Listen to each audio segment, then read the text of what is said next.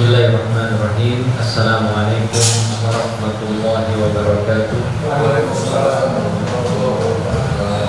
Innal hamdalillah nahmaduhu wa nasta'inuhu wa nastaghfiruh wa na'udzu billahi min shururi anfusina wa sayyiati a'malina. May yahdihillahu fala mudilla lahu wa may yudlil fala hadiya lahu.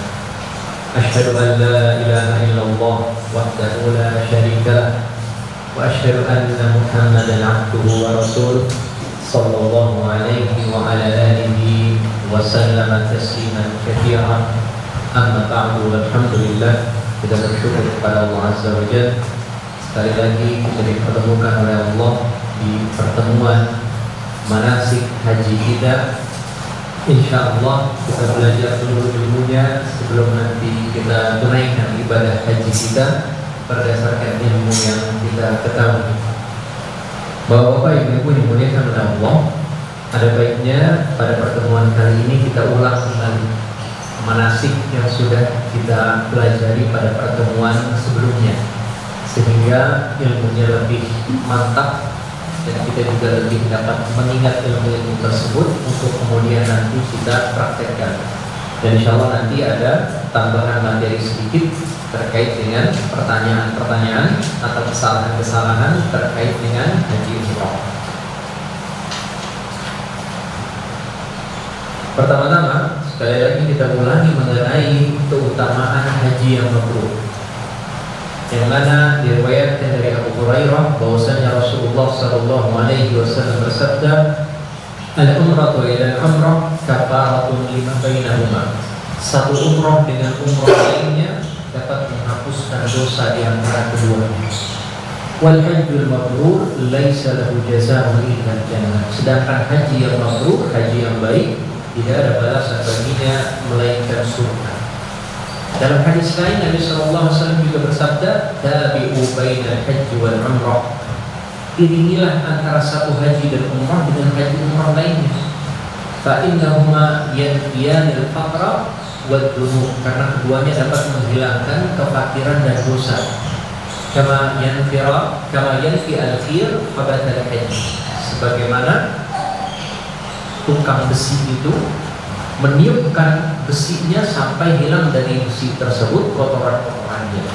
Ya, itu keutamaan mengulang-ulang haji, mengulang-ulang umrah, karena keduanya dapat menghilangkan kefakiran dan juga dosa-dosa dari diri manusia. Sebagaimana kalau kita lihat tukang besi itu, besinya dipanaskan kemudian dihilangkan, kotoran besinya dipanaskan lagi dihilangkan sampai besinya itu mengkilap, jadilah dia pisau atau pedang dan lain sebagainya. Seperti itu juga haji dan umrah dapat menghilangkan dosa-dosa dan kefakiran dari diri seorang hamba. Hadis lain yang menyebutkan, "Man hajja hadzal baiti lillah." Siapa berhaji ke rumah Allah ini karena Allah, falam yarfuth walam yafsuq, dia tidak melakukan rafath, dosa-dosa yang mengarah kepada hubungan badan, walam yafsuq, tidak juga melakukan kefasikan, dosa maksiat secara umum, raja'a ka yaumi waladathu ummuhu, maka dia kembali ke negerinya dia sebagaimana dia dilahirkan oleh ibunya dalam keadaan bersih dari dosa-dosa. Para ulama kemudian berbeda pendapat, apakah ini hanya untuk dosa-dosa kecil atau dosa-dosa besar? Dan ada pendapat yang mengatakan termasuk dosa besar juga dihapuskan dengan haji, karena Nabi menggambarkan apa? Ka yaumi waladathu ummuhu, seperti hari dia dilahirkan oleh ibunya bersih dari dosa dan kemaksiatan. Ya, ini karena di dalam haji itu seorang mungkin ada istighfar dan taubat kepada Allah, sehingga dosa-dosa besarnya juga dihapuskan oleh Allah Azza wa Jalla, bukan hanya dosa-dosa kecilnya. Ya, tentu ini dengan syarat yang pertama, hajjah lillah. Siapa yang berhaji karena Allah tidak melakukan rafath, dosa yang mengarah kepada zina, dan juga tidak melakukan al-fusuq, yaitu dosa yang mengarah kepada dosa secara umum, kefasikan, maka dia kembali seakan-akan dia hari dilahirkan oleh ibunya. Ya, nah itu salah satu keutamaan haji yang mabrur. Ya, nah keutamaan ini kita pelajari sehingga bisa kita hadirkan dalam hati kita. Untuk apa sih saya haji? Satu, haji yang mabrur balasannya tidak lain hanyalah surga. Untuk apa sih saya haji? Dua, haji itu menghapuskan dosa-dosa dan kefakiran dari diri hamba. Untuk apa selesai haji? Tiga, seorang yang menunaikan haji tidak ada kefasikan, tidak ada rafas, dia seperti hari dilahirkan ibunya. Fadilah-fadilah ini terus kita ulangi dalam diri kita, dalam hati kita, sehingga muncul keikhlasan karena Allah Azza wa Jalla. Tidak lagi seorang kemudian menunaikan haji, kenapa? Karena tujuan-tujuan duniawi lainnya. Ya. Nah, fadilah-fadilah ini kita hafalkan atau kita ulang-ulang di dalam diri kita sehingga terkikislah sifat-sifat pria ingin dipuji, sum'ah ingin didengarkan, ya. Bukan secara khusus haji ini ya, Nabi SAW itu kalau bertalbiyah beliau mengatakan Allahumma hajjah la riya'a fiha wa la sum'ah. Ya Allah, haji ini semoga tidak ada riya di dalamnya, tidak ada sum'ah di dalamnya, ya. Karena memang haji ini amal ibadah yang paling rentan dimasuki riya, paling rentan dimasuki sum'ah, yang keduanya dapat merusak amal ibadah haji tersebut atau bahkan menghilangkan pahalanya secara keseluruhan. Nah, tentu nanti di buku itu juga bisa dibaca ya, keutamaan-keutamaan haji, ada keutamaan-keutamaan umrah, terus diulang-ulang dalam hati kita sehingga muncul keikhlasan, betul-betul kita menunaikan ibadah ini karena tujuan-tujuan tersebut. Bapak-bapak, ibu-ibu dimuliakan oleh Allah, masuklah kita ke bab persiapan sebelum berangkat haji. Slide berikutnya, ya. Yang pertama, sekali lagi berniat menunaikan haji dan umrah, ikhlas mengharapkan pahala dari Allah, dan juga meneladani Nabi SAW dalam menunaikan manasik hajinya. Karena itulah kita pelajari ilmunya saat ini. Ketahuilah bahwa Bapak Ibu, semua amal ibadah kita itu harus memenuhi dua syarat. Yang pertama ikhlas karena Allah, yang kedua mutaba'ah, mengikuti sunnah Rasulullah SAW. Allah mengatakan alladzi khalaqal mauta wal hayata liyabluwakum ayyukum ahsanu amala. Allah lah yang menciptakan hidup dan kematian. Tujuannya apa kita hidup? Tujuannya apa kemudian kita diwafatkan? Liyabluwakum ayyukum ahsanu amala, untuk menguji kalian siapa di antara kalian yang paling bagus amalnya. Apa maksudnya paling bagus amalnya? Ulama salaf mengatakan aswabuhu wa akhlasuhu, yang paling ikhlas dan yang paling benar. Yang paling ikhlas maksudnya apa? Dia betul-betul beramal mengharapkan pahala dari Allah, ridhonya Allah, surganya Allah, berharap dijauhkan dari nerakanya Allah. Yang paling benar maksudnya apa? Betul-betul amalnya sesuai dicontohkan oleh Nabi SAW. Ya, itulah yang dimaksud ahsanu amala, amalan yang paling baik. Begitu juga ibadah haji ini, yang secara khusus Nabi SAW mengatakan lida'khulu anni manasikakum, ambillah dari manasik kalian. Ambillah dari sunnah Nabi bagaimana cara menunaikan manasik ibadah haji kalian, ya. Itu yang pertama. Yang kedua, kita beristighfar dan bertaubat kepada Allah Azza wa Jalla. Kenapa penting beristighfar dan bertaubat kepada Allah Azza wa Jalla?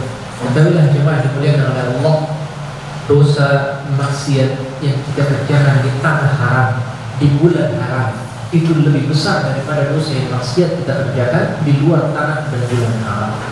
Allah menyatakan dalam Al-Quran, Inna iddatash syuhuri indallahi 12 syahran fi kitabillah yauma khalaqas samawati wal arda minha arba'atun hurum. Sesungguhnya bilangan bulan yang ada di sisi Allah adalah 12 bulan. Itu sudah ada sejak Allah ciptakan langit dan bumi. Dari 12 bulan itu ada 4 bulan haram. Fala tadrimu fihinna anfusakum, jangan zolimi diri kalian sendiri di 4 bulan haram tersebut. Ternyata ada larangan khusus dari Allah dalam Al-Quran untuk menzolimi diri kita sendiri di 4 bulan haram tersebut. Nah, haji itu ada miqat makani, miqat tempat yang gak boleh kita lewati kecuali sudah dalam keadaan ihram. Ada juga miqat zamani, miqat waktu, yang hanya boleh seorang itu ihram untuk haji pada bulan-bulan tertentu tersebut. Itulah bulan-bulan haram yang 3 berturut-turut: bulan Syawal, bulan Dzulqa'dah, bulan Dzulhijjah. 3 bulan haram ini, yang pertama diharamkan berperang. Tidak boleh berperang sehingga jalur untuk menunaikan ibadah haji ke Makkah Mukarramah itu aman. Tidak boleh ada perampok, tidak boleh ada peperangan, ya. Orang bebas kemudian menempuh jalur tersebut. Tidak boleh juga menzalimi diri sendiri secara umum dengan dosa dan kemaksiatan, karena itu lebih besar pada bulan-bulan haram tersebut. Bulan Syawal, Dzulqa'dah, Dzulhijjah. Ada satu bulan haram yang terpisah, yaitu bulan Rajab. Bulan Rajab yang adanya di antara Jumadil Akhirah dengan bulan Sya'ban, ya. Nah, bulan Rajab itu juga termasuk bulan haram, ya. Nah, makanya kita banyak beristighfar dan bertaubat kepada Allah. Apalagi nanti di tanah haram, kalau sudah masuk tanah haram di Makkah Mukarramah, Allah mengatakan wa man yurid fihi bi ilhadin bi dzulmin nudzikhu min azabin alim. Siapa yang menginginkan kezaliman, baru menginginkan kezaliman, fihi, di dalam tanah haram tersebut, nudzikhu min azabin alim, bisa kami rasakan kepada dia azab yang pedih. Artinya berkeinginan keras saja untuk bermaksiat di tanah haram tersebut, itu bisa ada balasannya dari Allah Azza wa Jalla. Maka jauhilah dosa dan maksiat secara umum, terlebih lagi nanti di bulan haram dan juga di tanah haram. Yang berikutnya, menyelesaikan utang piutang. Ya, haji adalah kewajiban kita kepada Allah Azza wa Jalla. Ada juga kewajiban kita kepada sesama makhluk yang namanya utang piutang. Apabila dua kewajiban ini bertabrakan, Bapak-bapak, Ibu-ibu dimuliakan oleh Allah, yang didahulukan sebenarnya kewajiban kepada sesama hamba. Kenapa? Kewajiban kepada Allah, katakanlah kita tunda sampai kita meninggal dunia. Allah itu Ghafurur Rahim, Maha Pengampun, Maha Pengasih. Allah bisa maafkan dosa kita itu menunda kewajiban kita kepada Allah sampai meninggal dunia. Tapi kewajiban kepada sesama makhluk tidak ditunaikan di dunia, selesai nanti di akhirat ditunaikannya bukan lagi dengan uang, bukan lagi dengan balasan-balasan fisik. Kalau kita punya amal soleh, diambil amal soleh kita sama orang itu. Kalau sudah habis amal soleh kita, dosa dia dibebankan kepada kita. Maka selesaikan hutang piutang sebelum menunaikan ibadah haji. Berikutnya, meninggalkan nafkah yang cukup untuk keluarga yang ditinggalkan. Ya, kalau dia berangkat 1 bulan, kira-kira nafkah 1 bulan ini berapa untuk istrinya misalkan yang tinggalkan, anaknya misalkan yang tinggalkan, ya, tinggalkan untuk mereka atau orang yang bertanggung jawab untuk mengurus mereka. Berikutnya, jangan menunaikan rafath, ya, yaitu perbuatan atau perkataan keji yang menjurus ke hubungan badan. Ya, yang berikutnya, hindari maksiat secara umum dan hindari berdebat. Ya. Nah, 2 poin ini berangkat dari firman Allah Azza wa Jalla dalam surat Al-Baqarah, Al-Hajju Ashhurum Ma'lumat. Haji itu adalah dalam beberapa bulan yang ditentukan. Faman farada fihinna al-hajja, siapa sudah menekadkan diri untuk bertekad untuk melaksanakan haji, fala rafatha wala fusuqa wala jidala fil hajj. Jangan lakukan rafath, jangan lakukan kefasikan, dan jangan lakukan perdebatan. 3 dosa disebutkan oleh Allah secara spesifik dalam Al-Quran. Rafath adalah perkataan atau perbuatan keji yang menjurus ke hubungan badan. Fusuk adalah maksiat secara umum. Jidal adalah perdebatan. Ya, sekali lagi, ilmu yang kita pelajari saat ini bisa jadi di lapangan berbeda. Ternyata Amirus Safar, pemimpin safar kita, ya, memiliki ijtihad yang berbeda dengan kita. Sudah, gak usah berdebat, ikuti dia sebagai pemimpin kita. Ya, begitu juga sesama teman, terkadang ada cekcok, udah lagi menunaikan ibadah haji, abaikan. La jidala fil haji, nggak boleh berjidal, berdebat kusir dalam ibadah haji. Begitu juga suami istri misalnya, ketika menunaikan ibadah haji banyak-banyak menurunkan egonya masing-masing. Berikutnya, berhaji dengan harta yang halal. Dan yang terakhir, mencari teman perjalanan yang baik. Ya, insya Allah safar itu berasal dari kata safara yang artinya menyingkap. Seakan-akan perjalanan ini menyingkap karakter sebenarnya dari seseorang. Bisa jadi ketika masih mukim, orangnya baik, sopan dan lain sebagainya. Ketika safar kelihatan, ternyata orangnya gak sabaran, mementingkan diri sendiri. maka pandai-pandailah memilih teman perjalanan yang baik dalam safar atau perjalanan haji. Ya, dan sebagaimana safar lainnya nanti akan ada amirus safar, pemimpin safar. Itulah pemimpin tour dan travel kita, ya, seperti itu. Ya. Rujuklah kepada dia ketika ada perbedaan pendapat dan lain sebagainya. Nah tentu karena itu safar berlaku juga adab-adab safar, ya. Doa-doa safar kita tunaikan, ya. Nanti ada sisi khusus terkait dengan doa-doa. Begitu juga kita boleh menunaikan sholat sunnah 2 rakaat safar sebelum keluar rumah. Menunaikan sholat sunnah 2 rakaat, kata Nabi SAW, tana'ani min makhrajis su'. 2 rakaat itu akan menghindari kita dari tempat keluar yang buruk, yang tidak baik. Kemudian berikutnya, masuklah kita kepada 3 jenis ibadah haji. Ternyata bapak-bapak, ibu-ibu, ada 3 macam ibadah haji yang pernah disyariatkan oleh Nabi SAW. Yang pertama haji ifrad, hanya menunaikan haji saja 1 kali safar. 1 kali safar hanya untuk ibadah haji saja. Dia melafazkan, melantunkan niatnya cuma labbaik Allahumma hajjan. Aku memenuhi panggilanmu untuk ibadah haji saja. Ya. Nah ini ibadah haji ifrad. Nah kalau ibadah haji ifrad ini kelebihannya tidak harus bayar hadyu, tidak harus bayar hadyu, tidak harus bayar 1 ekor kambing atau yang semisalnya, dari denda kalau menunaikan ibadah tamattu atau qiran. Jadi dia harus menunaikan kafarat tersebut. Nah, itu kelebihannya haji ifrad. Yang kedua haji tamattu. Nah, insyaallah bapak-bapak, ibu-ibu akan menunaikan ibadah haji dengan jenis kedua, haji tamattu. Tamattu berasal dari kata al-mata', yaitu bersenang-senang. Artinya mudah, enak dan enjoy. Nah, haji tamattu itu bagaimana?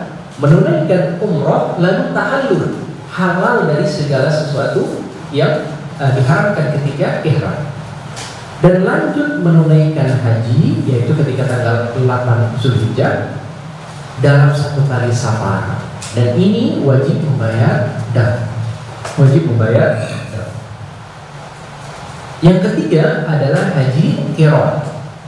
Haji qiran itu bagaimana? Menunaikan umroh tanpa tahallul. Jadi dari pertama kondisi ihram, dia tunaikan umrah, dia tidak tahallul, dia tidak mencukur rambutnya. Ya, dia menunggu sampai nanti hari puncak haji yaitu hari 9 Zulhijjah, dia tunaikan lagi semua manasik haji, nanti baru tahallulnya selesai hari tanggal 10, yaitu selesai dia melempar jumrah akobah dan mencukur rambutnya. Nah, ini namanya haji qiran. Nah, mungkin bapak-bapak, ibu-ibu bingung, kenapa ada orang mau haji qiran? Ya, nah dulu itu pada zaman Nabi SAW, kalau orang datang ke Mekah sudah bawa kambing, sudah bawa sapi atau onta sebagai hajinya dari kampung halamannya, dia tidak boleh tamattu.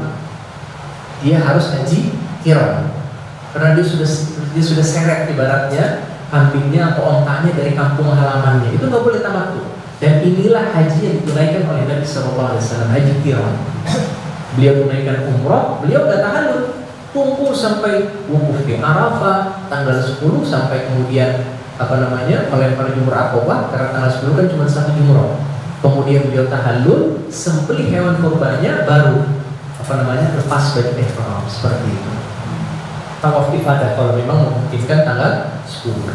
Nah dulu itu yang bawa kambing, bawa sapi, bawa onta dari kampung halamannya, yang kambingnya ditandain, ya.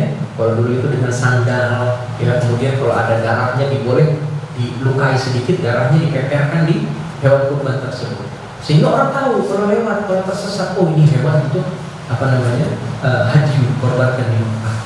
Nah kalau orang semacam ini itu harus qiran, nggak boleh tamattu. Ya. Walaupun Nabi memerintahkan sebagian sahabat yang belum bawa hewan hadyu, kalian tamattu. Ya. Ya, jadi gitu ya. Nabi perintahkan sahabat tamattu, Nabi sendiri hajinya qiran.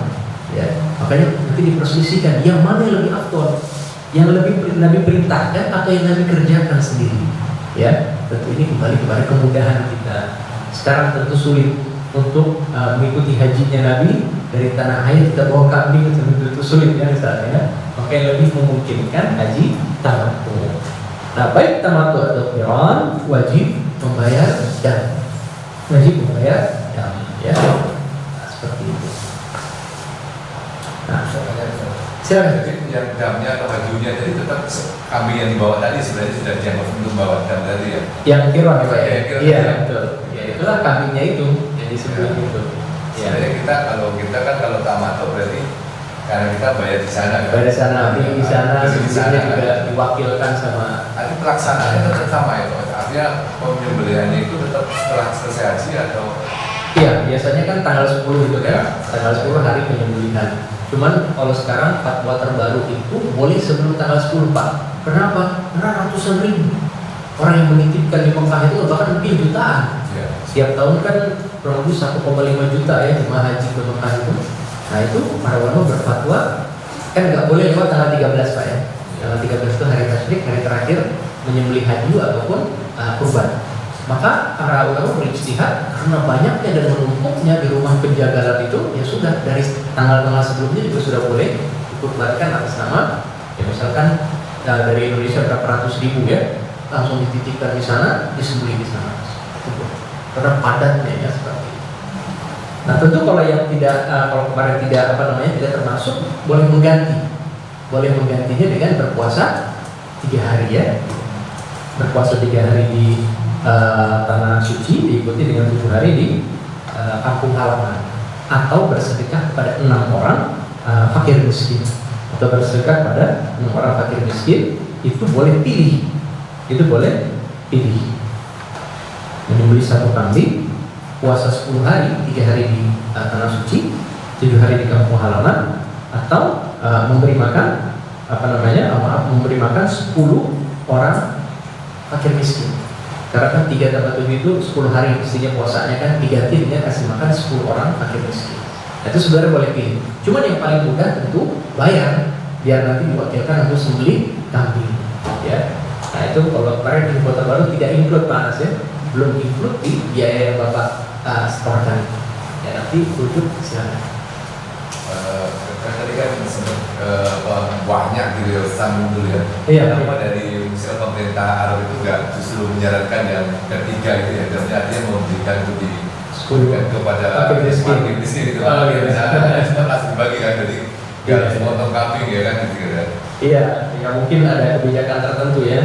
Kalau saya dengar sih sekarang daging-dagingnya juga sudah kayak di kaleng-kaleng gitu Pak, jadi kornet-kornet gitu ya.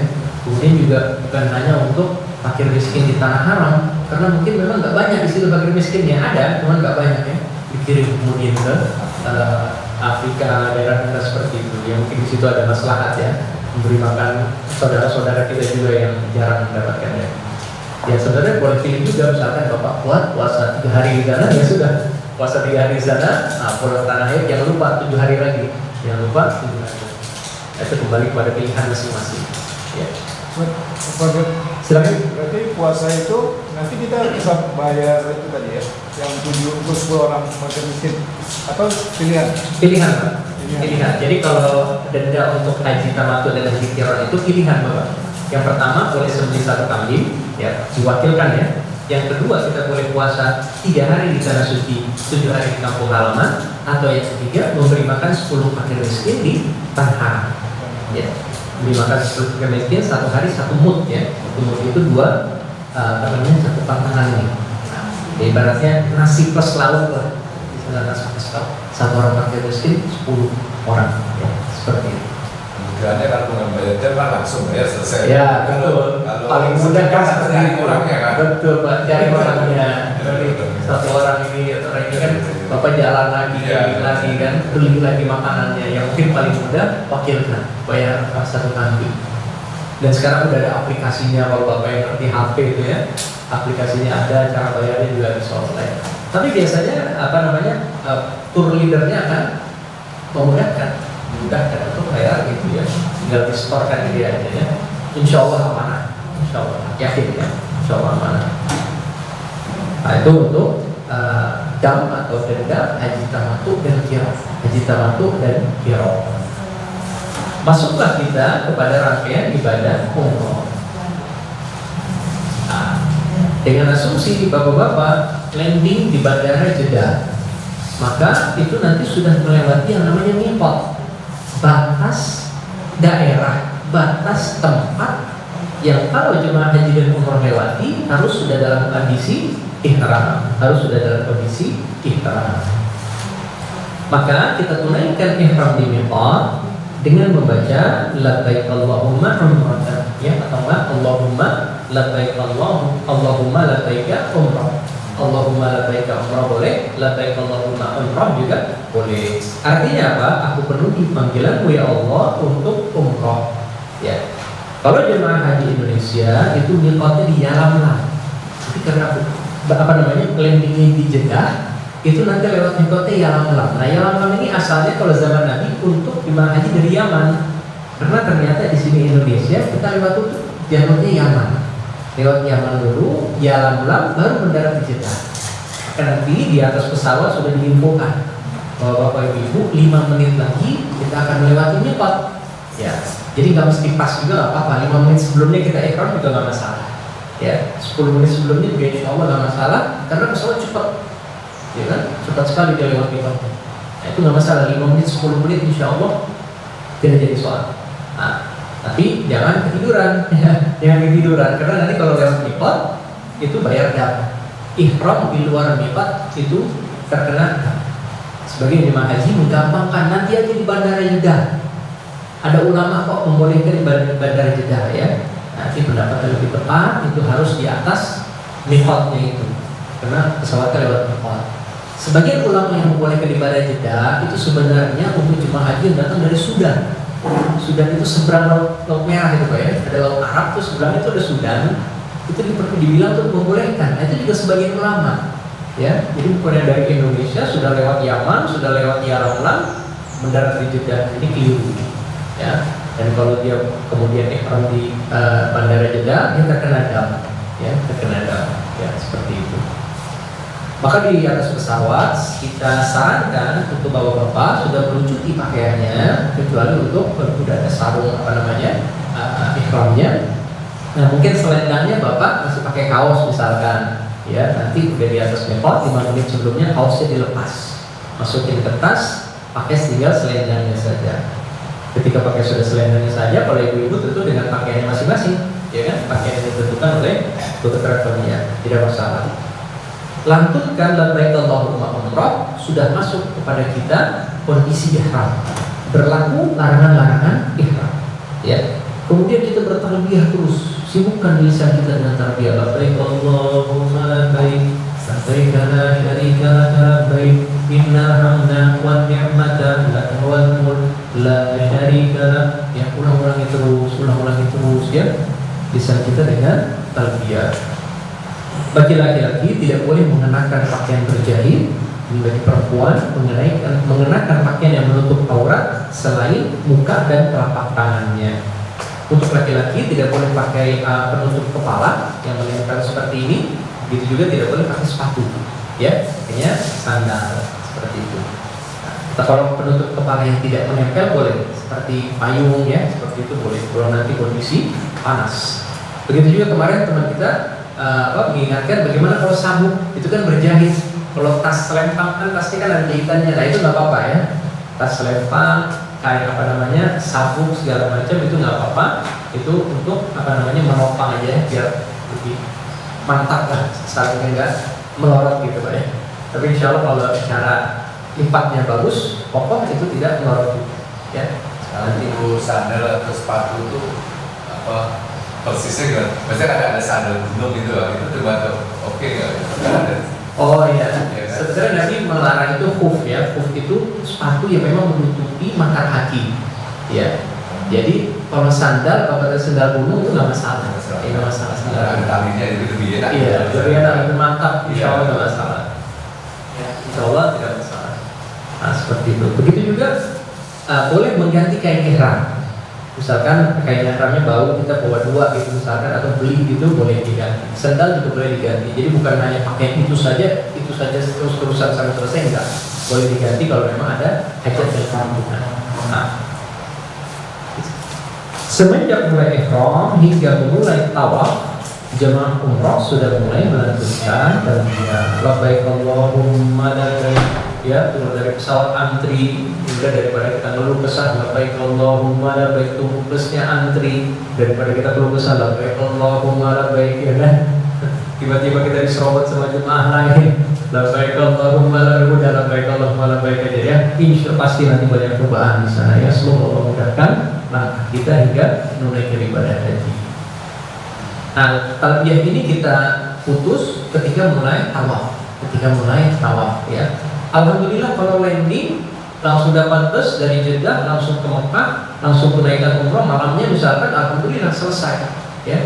Malamnya sudah kembali ke hotel dan bisa istirahat. Tapi kalau pada umroh belum bisa, masih paginya nanti tunaikan umrohnya, malamnya bermalam di hotel nggak masalah ya. Walaupun bermalam di hotel, tapi berlaku larangan-larangan ihram. Apa saja larangan ihram? Mari kita ke slide berikutnya. Yang pertama, tidak boleh mencukur apapun dari bulu badan ya. Kumis, janggut, bluktia, kemaluan semua tidak boleh dicukur. Kalau bapak pegang rambut atau pegang janggut kemudian terlepas, nah itu tidak termasuk ya, itu tidak termasuk ya, tidak masalahnya seperti itu. Tidak boleh potong kuku, tidak boleh memakai minyak wangi, tidak boleh menutup kepala dengan sesuatu yang menempel, memakai pakaian berjahit ini untuk laki-laki tidak boleh ya. Tidak boleh berburu hewan darat, tidak boleh akad nikah, menikahkan dan melamar. Tapi kalau ini dilanggar tidak ada fidyah, tapi dia berdosa karena melanggar larangan ihram. Dan yang terakhir, tidak boleh berhubungan suami istri yang kalau dilakukan ini membatalkan haji dan umrohnya. Ya. Maksudnya membatalkan apa? Yang pertama, dia tetap harus tunaikan haji umrohnya, tetap harus disempurnakan. Tapi itu dianggap batal, harus diulangi tahun depan. Atau kapan dia punya kemampuan lagi? Dianggap batal. Dan harus membayar dam 1 ekor onta. Luar biasa. Ya. Nah, kayak ihram sebentar kok. Ihram sebentar. Ya. Selama periode itu jangan lakukan yang terakhir ini. Ya, karena berat, konsekuensinya berat. Nah, selain yang terakhir ini, apabila larangan ihram ini dilanggar, maka seorang harus menunaikan 3 hal ini secara berurutan. Ya, maksudnya boleh pilih ya. Yang pertama, sembelih 1 ekor kambing, sedekah kepada 6 orang fakir miskin, atau berpuasa sebanyak 3 hari. Ya, kalau larangan ihram ini dilanggar. Ya. Tentu kalau dilanggar secara sadar, bukan secara tidak sengaja. Ya, bukan secara tidak sengaja. Ada orang tidak sengaja ditutup kepalanya, nggak sadar mungkin tidak panas ya dipakai kayak ihramnya diginiin, Pak. Ini kan sebenarnya nggak boleh. Dia menutup kepalanya dengan sesuatu yang menempel. Tapi karena nggak sengaja, nggak sadar, nggak sengaja, itu nggak masalah. Ya, itu tidak termasuk pelanggaran ihram yang haruskan dia untuk membayar dam karena dia tidak sengaja. Nah, itulah larangan-larangan ihram yang harus kita jauhi hanya dalam periode ihram kita saja. Setelah kita sudah selesai ihram, maka semua ini diperbolehkan. Ya. Tadi yang berminyak wangi itu yang ke badan atau yang ke itu ya? Nggak boleh tuh. Jadi ketika sudah masuk ihram itu sama sekali nggak boleh, baik ke badan ataupun ke baju. Nah, sebelum masuk ihram, ya misalkan bapak di pesawat terbang nih, nah itu boleh mengoleskan ke badan. Ya, ini kan bapak mau ihram nih, tapi belum masuk ke mikot ya, masih ambil deodoran, gosokkan deodoran ke ketiak boleh, karena itu ke badannya bukan ke pakaiannya. Tapi itu sebelum ihram. Sebelum ihram boleh menggosok minyak wangi ke badan. Ya. Itu kalau mudah gitu ya, karena mungkin tak ada tas segala macam gitu kan. Tapi boleh intinya ke badan. Ketika sudah masuk ihram, baik ke badan ataupun ke pakaian tidak boleh. Baik ke badan ataupun pakaian tidak boleh.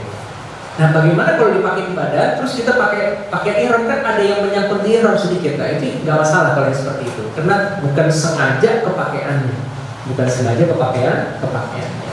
Ya, begitu juga ibu-ibu boleh menggunakan seperti deodoran ya. Yang tidak boleh itu perempuan parfum yang semerbak, kemudian baunya itu keluar. Ya, tentu sebelum masuk kondisi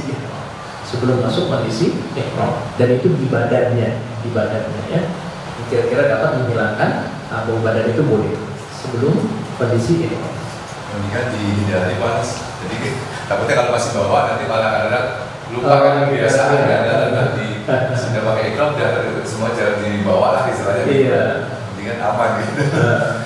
Tapi begitu juga minyak wangi ini kita hindari, misalkan tisu beraroma, tisu basah beraroma, sabun beraroma, sampo beraroma ya. Walaupun sebagian ulama mengatakan ini bukan wangi-wangian, ini kan untuk membersihkan tangan, cuma untuk amannya Pak, amannya dihindari. Tisu beraroma, sabun beraroma, sampo beraroma. Jadi kalaupun nanti sempat ke hotel dulu sebelum umroh ternyata ya sudah boleh mandi aja nggak apa-apa, guyur badan. Tapi nggak pakai sabun beraroma, sampo beraroma ataupun apapun yang beraroma. Kalau ada yang tidak beraroma boleh dipakai, bersihkan dengan yang tidak beraroma nggak masalah. Ya, nah itu. Sebenarnya sih kalau dipakai pendapat saya tidak membatalkan itu, dapat tidak melanggar. Cuman amannya ya dijauhi. Amannya dijauhi. Sebenarnya sih bukan minyak wangi itu kan apa? Tisu buat bersihin tangan, buat bersihin badan. Cuman amannya jauh. Ya, masa kayak kuku kalau masih panjang karena tangannya semakin iya betul dulu nih, jadi betul ada sebelum masuk kondisi potong kuku dulu ya, pas berangkat ke sana sudah potong jadi sebelum ke bandara sudah potong kuku bersih, jadi nanti iseng-iseng kan suka dikit copot kena dia seperti itu. Baik, kita masuk ke rangkaian ibadah umroh ya. Kita sampai di Ka'bah, ya, masuk ke Masjidil Haram, kita baca doa masuk masjid. Allahumma ftahli abwaaba rahmatika. Masuk masjid tentu kita tanggalkan alas kaki kita, alas kakinya dibuka, ya. Nah, amannya nanti pakai plastik masing-masing atau tas masing-masing, taruh di situ, ya. Kemudian pertama kali kita melihat Ka'bah, disunahkan mengangkat tangan sambil membaca Allahumma antas salam wa minkas salam fahayyina rabbana bisalam. Itu pertama kali aja dikatakan. Ya Allah, Engkaulah as-salam, yang maha selamat, yang maha baik, yang maha bersih dari semua cacat. Wa minkas salam, dari Engkau keselamatan ya Allah. Fahayyina rabbana bisalam, perlakukanlah kami dengan keselamatan. Nah, itu artinya doa melihat Ka'bah. Kemudian kita mulai tawaf di Ka'bah dari Hajar Aswad. Nah, ini dia. Jadi kita mulai tawaf itu dari Hajar Aswad. Kita kalau tidak bisa menyentuh Hajar Aswad dan akan sangat sulit untuk menyentuh Hajar Aswad, kalau Nabi SAW sentuh kemudian dikecup dengan lisan beliau, dengan bibir beliau. Kalau enggak boleh langsung dikecup. Kalau tidak, karena tidak memungkinkan padatnya jemaah haji, dari jauh kita isyaratkan dengan tangan Bismillah Allahu Akbar. Nah, itu biasanya ada lampu hijau. Ada lampu hijau, Bismillah Allahu Akbar. Kemudian mulai kita melakukan ibadah tawaf. Tawaf harus di luar Hijr Ismail. Kalau di dalam, ini hitungannya di dalam Ka'bah. Karena ternyata dulu itu mestinya Ka'bah itu sampai sini, Pak. Tapi karena orang-orang Quraisy itu tidak punya nafkah yang bersih, yang halal, karena dulu mereka itu mau renovasi Ka'bah, mereka tahu harus pakai nafkah yang halal.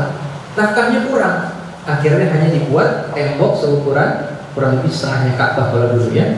Jadi tidak boleh kemudian tawaf di dalam Hijr Ismail. Nah, tawaf di luar Hijr Ismail.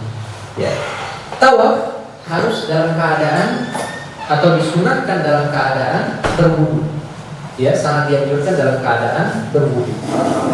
Kita tawaf mulai dari sini, kita jadikan Ka'bah di sebelah kiri kita. Jangan sibuk seperti ini Bapak Ibu.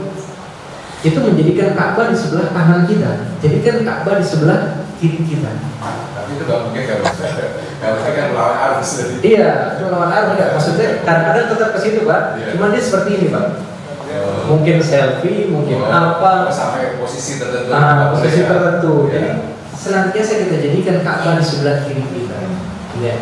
Apa yang dibaca ketika tawaf? Tidak ada zikir khusus. Bebas baca doa-doa, bebas baca zikir-zikir subhanallah, alhamdulillah, wa la ilaha illallah, Allahu akbar. Startnya dari Hajar Aswad. Misalkan kita masuk dari pintu ini nih, itu nggak boleh di start.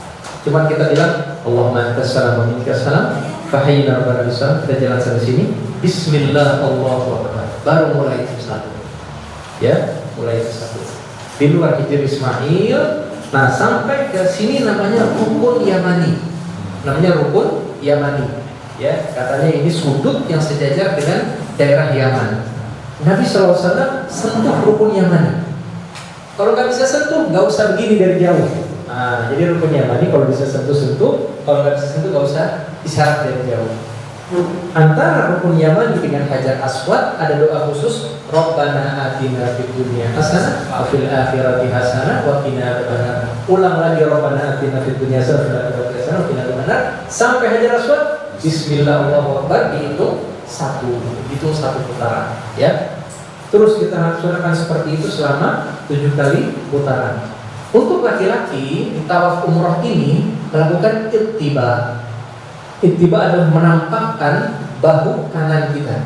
Jadi nanti diselendangkan seperti ini, bahu kanannya ditampakkan, ya, untuk tawaf umroh ini. Nanti kalau tawaf haji nggak usah, ya. Disunahkan sebenarnya melakukan ramal. Ramal itu lari-lari kecil pada 3 putaran pertama untuk laki-laki. Tapi tentu kalau kita lakukan terpisah dari jemaah dan lain sebagainya, maka itu tidak usah kita lakukan, nggak apa-apa, ya. 7 kali putaran, kita pertahankan, kita khusyuk, kita ikhlas, ya. Kalau seandainya berhadas di tengah-tengah putaran ini, seandainya mudah Bapak misalkan ke samping sini sedikit, diwudukan dengan air wudu yang ada, apakah dari botol dan lain sebagainya, silakan mengulangi wudu. Kalau tidak, insya Allah tawaf sah walaupun tanpa wudu. Jadi kalau mudah ulangi wudu, kalau tidak lanjutkan tawaf. Berarti lanjutkan tawaf. Ya. Terus ini ada yang tanya mengenai tawaf. Ini baru tawaf umroh. Ya. Berdasarkan pengalaman itu berapa lama ya? Tawaf ini 20 menit sampai setengah jam kalau di lantai 1. Ini kan paling dekat sama Ka'bah kan? Iya. Lebih lama lagi. Iya, biasanya yang boleh ke lantai 1 itu yang pakai pakaian umroh, yang sama travel itu diizinkan sama askar, silahkan. Kalau udah pakai pakaian gini Pak, mau tawaf sunnah, lantai 2, nggak boleh lantai 1 udah. Nah, biasanya seperti itu. Nah ini ada yang namanya makam Ibrahim. Ya, makam Ibrahim asalnya adalah bekas 2 telapak kaki Nabi Ibrahim ketika bangun Ka'bah. Jadi awalnya makam Ibrahim itu nempel sama Ka'bah, Pak. Karena dia kan bangun Ka'bah dari dekat, bukan dari jauh, ya. Dari dekat awalnya nempel. Nah dulu itu Nabi Ibrahim naik di sini, disusunlah bangunan-bangunan batu-batu Ka'bah tersebut. Ya. Kemudian karena saling berdesakan di sini, pemerintah Arab Saudi mengundurkan sampai sini. Ya, makam Ibrahim tidak memiliki keutamaan. Kita lihat banyak jemaah haji jemaah umroh melakukan kesalahan, diusap-usap makam Ibrahim, diambil berkah dan lain sebagainya. Tentu ini bukan termasuk sunnah, ya. Ini adalah termasuk pelanggaran di sini. Karena nanti orang berdesakan di sini, ya, berdesakan di sini. Tawaf sudah 7 kali, pada ke-7 kalinya nggak usah lagi bilang Bismillah Allahu Akbar, ya. Tapi kita selesai menunaikan tawaf, kita baca wattakhidhu min maqami Ibrahim musalla. Pendek zikirnya doanya. Wattakhidhu min maqami Ibrahim musalla. Nah, ini saya tidak tuliskan di buku ada, ya. Wattakhidhu min maqami Ibrahim musalla. Zikir yang pendek itu sambil kita menuju tempat sholat sejajar dengan makam Ibrahim. Nah, itu namanya sholat sunnah tawaf 2 rakaat. Nah, kalau dulu Nabi SAW sholat di belakang makam Ibrahim karena masih memungkinkan. Kalau sekarang karena jemaah haji yang menumpuk, hampir tidak mungkin sholat di sini, bahkan menimbulkan kemacetan. Maka sholat sejajar dengan makam Ibrahim. Ya, misalkan di situ kita dapat space berada tempat, sholat di situ. Tapi biasanya juga karena penumpukan Pak, itu tidak mungkin sejajar dengan makam Ibrahim. Di mana saja kita dapat tempat, di situ kita sholat 2 rakaat ringan. Ingat, 2 rakaat ringan. Nabi boleh baca Al-Kafirun dengan Al-Ikhlas, ya, sejajar dengan makam Ibrahim. Kalau tidak bisa, dimanapun di Masjidil Haram, tunaikan sholat sunnah 2 rakaat tawaf. Ya. Setelah sholat sunnah tawaf, ya, itu Nabi tidak sibuk berdoa panjang. Ngadep ke Ka'bah berdoa panjang, ya Allah, Tidak seperti itu. Langsung Nabi berangkat lagi meminum air Zam-Zam. Ya, meminum air Zam-Zam. Ya, jadi mudah ya sebenarnya ya. Tawaf 7 kali. Ketujuhnya kita ke makam Ibrahim baca wattakhidhu min maqami Ibrahim musalla. Jadi zikirnya kalau saya kumpulkan hanya 3. Yang pertama ketika melihat Ka'bah, Allahumma tassalam wa minkas-salam rahimna rabbana bisalam. Yang kedua ketika di rukun Yamani ke Hajar Aswad, Rabbana atina fid dunya hasanah fil akhirati hasanah wa qina adzabannar. Ketiga ketika menuju maqam Ibrahim, selesai putaran ke-7 wattakhidhu min maqami Ibrahim musalla. Udah. Sisanya bebas, doa apa saja pakai bahasa Indonesia boleh, ya. Nah, seperti itu.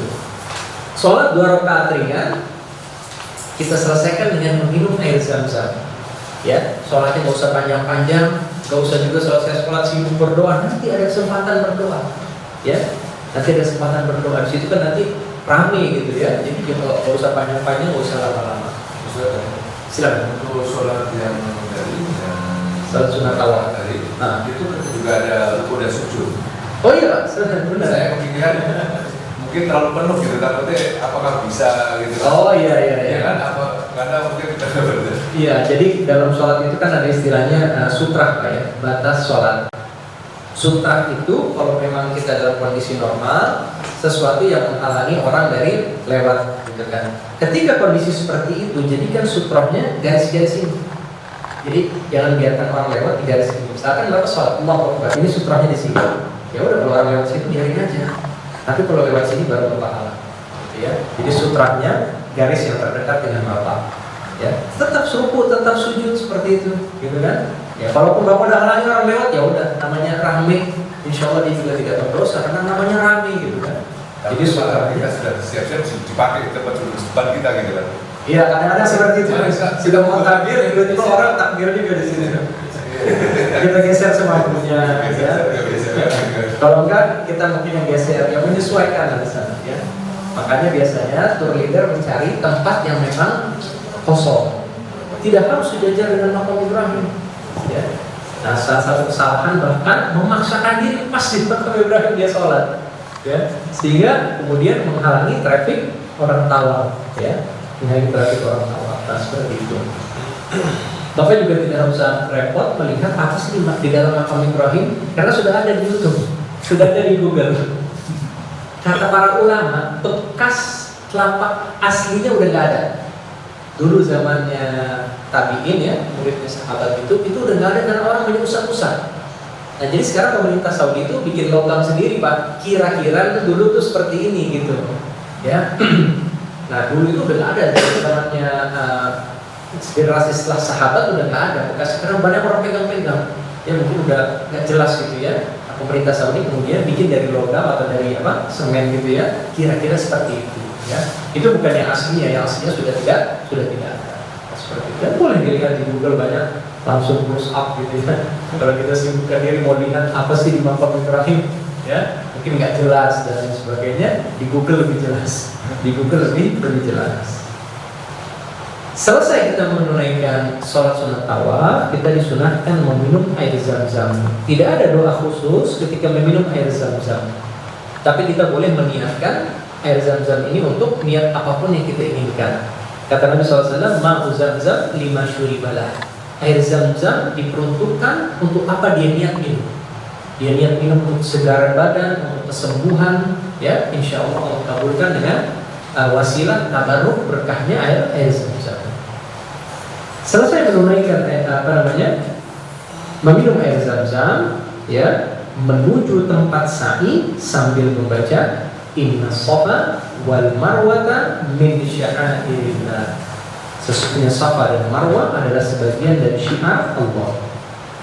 Kemudian ada satu zikir yang saya belum sebutkan, Abda'u bima bada Allahu bih. Abda'u bima bada Allahu bih. Ada di bukunya ya. Aku mulai dengan apa yang Allah mulai dengannya. Allah mulai dari Safa, kita mulai dari Safa. Abda'u bima bada Allahu bih. Jadi membaca Inna Safa wal Marwata min sya'airillah, ya. Abda'u bima bada Allahu bih. Kurang lebih kalau seandainya di sini adalah tempat Maqam Ibrahim, kita jalan ke sini Pak, di sini nih. Tu Mas'ah, menuju Mas'ah. Dari sini kita kemudian naik ke atas, itu sudah tempat sa'i di sini, ya. Jadi kurang lebih arahnya itu di sebelah sini ya. Jadi Hajar Aswad. Ya, Kayak salat di Ismail itu sebenarnya. iya, terkait sholat di dalam Hijr Ismail. Ada satu hadis Nabi SAW bersabda kepada Aisyah, "Sholli fil hijr." Sholatlah di dalam hijr. Fa innahu man shalla fil hijr fa ka'annama shalla fil bait. Karena orang yang sholat di Hijr Ismail sama seperti sholat di dalam Ka'bah. Ya. Jadi memang ada keutamaan sholat di Hijr Ismail. Ya. Siapa yang sholat di Hijr Ismail seakan-akan dia sholat di dalam Ka'bah. Jadi Nabi cuma sabda seperti itu. Nabi nggak jelaskan secara detail apa pahalanya sih sholat dalam Ka'bah. Waktunya apa? Waktunya bebas, tidak harus ketika tawaf gitu ya. Iya. Saya sendiri belum dapat kesempatan. Saya lihat orang-orang itu ngantri Pak. Jadi ada semacam antrian khusus untuk masuk Hijri. Kalau masalah dari sini, dibukanya tengah malam. Orang udah ngantri dari sini, nanti diberikan kesempatan masuk untuk sholat berapa menit suruh keluar lagi. Itu memang ada sunnahnya. Jadi bapak kemudian misalkan mau nanti tawaf sunnah, selesai tawaf sunnah mau sholat di Hijr Ismail, udah sabar tunggu antriannya gitu kan. Itu boleh, memang ada sunnahnya. Menyentuh Hajar Aswad ada sunnahnya. Ya, menyentuh saja, dicium boleh, dicium langsung juga boleh. Sujud di Hajar Aswad juga boleh. Keningnya kita tempelkan di Hajar Aswad kalau memungkinkan. Ya, begitu juga sholat di Hijr Ismail. Ya.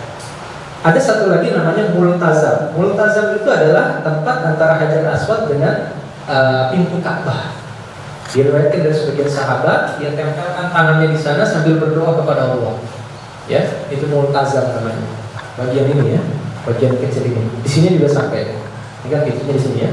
Nah, bagian ini namanya multazam. Multazam ditempelkan tangan kita di sana, kita berdoa kepada Allah Azza wa Jalla, insyaallah makbul mustajab. Kalau dimudahkan oleh Allah. Kalau tidak, jangan paksakan diri. Ya, jangan paksakan diri. Nah, seperti itu beberapa tempat yang memang ada sunnahnya. Ya, rukun yamani diusap, tapi tidak usah berisyarat. Hajar Aswad boleh diusap, dicium, boleh dicium atau disujud langsung. Multazam sambil menempelkan diri kita berdoa kepada Allah. Satu lagi Hijr Ismail. Hijr Ismail, sholatlah dalam Hijr Ismail. Kata Nabi kepada Aisyah, siapa yang sholat dalam Hijr Ismail seperti dia sholat dalam Ka'bah. Tapi Nabi tidak sebutkan apa pahalanya, tapi memang ada sunnahnya. Baik. Ya. Sejak gimana?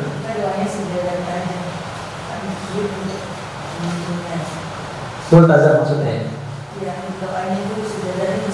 Oh gitu ya.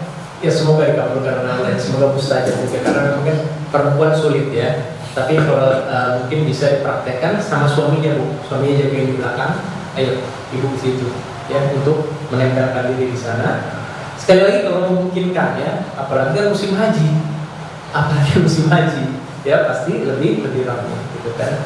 Kalau memungkinkan menempelkan diri di multazam untuk berdoa kepada Allah Azza wa Jalla. Kalau tidak ya sudah, tidak usah dipaksakan ya. Insyaallah di mana saja kita berdoa kepada Allah. Rahmat Allah itu luas. Kalau kata sebagian ulama, jangan membatasi rahmat Allah di multazam saja, di sepertiga malam terakhir saja. Ini lebih mungkin untuk diijabah. Tapi secara umum rahmat Allah itu luas. Kapanpun kita minta pada Allah, kalau Allah mau kabulkan, Allah kabulkan ya. Insyaallah seperti itu rahmat Allah luas. Silakan Ibu. Ketika tawaf setelah dari undangan, Iya. itu kan terus kembali lagi ke Hajar Aswad itu besarnya. Iya. Tandanya itu kita belum sampai, terus kita memberi isyarat itu sama itu. Tanda Hajar Aswadnya maksud Ibu ya? Iya. Oh itu perkiraan saja Bu, ya kan? Iya. Jadi kita lewat sini, ya kira-kira aja lah sudah lewat apa namanya? Tanda hijau itu kan Bismillah Allahu Akbar. Kita situ lagi ragu, udah lewat ya udah Bismillah lanjut aja yakin aja ya. Itu sunnah ya, itu sunnah saja ya. Jadi gestur-gestur seperti itu bukan termasuk rukun atau wajib, itu sunnah, disunahkan seperti itu ya. Yang penting kan ibu betul-betul sudah tawaf gitu kan. Nah, kita masuk sa'i ya. Sa'i Inna Safa wal Marwata min sya'airillah abda'u bima pada Allahu bi. Dua zikir kita baca. Nah, sampai di Bukit Safa, sebenarnya ini zikirnya panjang. Kalau Bapak baca di buku itu, Nabi SAW sampai di Bukit Safa, Pak. Misalkan ini Bukit Safa ya, itu Bukit Marwah. Nabi ngadep ke Ka'bah dulu. Nabi takbir 3 kali, Allahu Akbar, Allahu Akbar, Allahu Akbar. Baca lagi zikir, La ilaha illallah wahdahu la syarika lah, lahul mulku wa lahul hamdu wa huwa ala kulli syai'in qadir. La ilaha illallah wahdahu nasara 'abdah wa hazama al-ahzaba wahdahu anjaza wahdahu. Terus Nabi berdoa panjang. Nabi selesai berdoa panjang, ulang lagi zikir itu, Pak. Allahu Akbar, Allahu Akbar, Allahu Akbar. La ilaha illallah wahdahu la syarika lah, lahul mulku wa lahul hamdu wa huwa ala kulli syai'in qadir. La ilaha illallah wahdahu anjaza wahdahu wa nasara 'abdahu wa hazama al-ahzaba wahdahu. 3 kali Nabi ulangi seperti itu, baru Nabi lanjut sa'i ke Marwah. Tentu ini sulit kita lakukan, Pak. Harusnya luar biasa banyak, ya. Sulit kita lakukan. Ya sudah, sambil Bapak ikut arus, sambil mengikuti arah jemaah haji, baru baca aja semampunya. Kalau cuma dapat Allahu Akbar, Allahu Akbar, Allahu Akbar, la ilaha illallah wahdahu la syarika lah, lahul mulku wa lahul hamdu, udah apa-apa. Terus ikuti arus dari Safa ke Marwah, ya. Nah, patokannya itu nanti ada naik dikit. Kalau sudah naik itu patokannya sudah naik ke bukitnya berarti ya. Ya. Baru kita belok ke Marwah, itu dihitung 1. Nah, nanti ada lampu hijau. Lampu hijau itu disunahkan oleh laki-laki berlari-lari kecil di lampu hijau tersebut.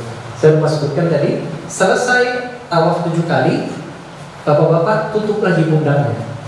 Jadi sholat sunat tawaf udah tutup pundak. Sholat sunat tawaf udah tutup pundak, ya, karena makruh sholat dengan pundak tersingkap. Pundak sudah tutup, sa'i pun dengan pundak tertutup, ya. Jadi mungkin kalau sunnah di Safa Marwah ini nggak bisa Bapak lakukan, nggak apa-apa, ya. Yang penting tunaikan sa'inya 1, 2, 3, 4, 5, 6, 7. Selesainya di Marwah. Di Marwah selesai, langsung ada pintu keluar. Nah, langsung ada pintu keluar.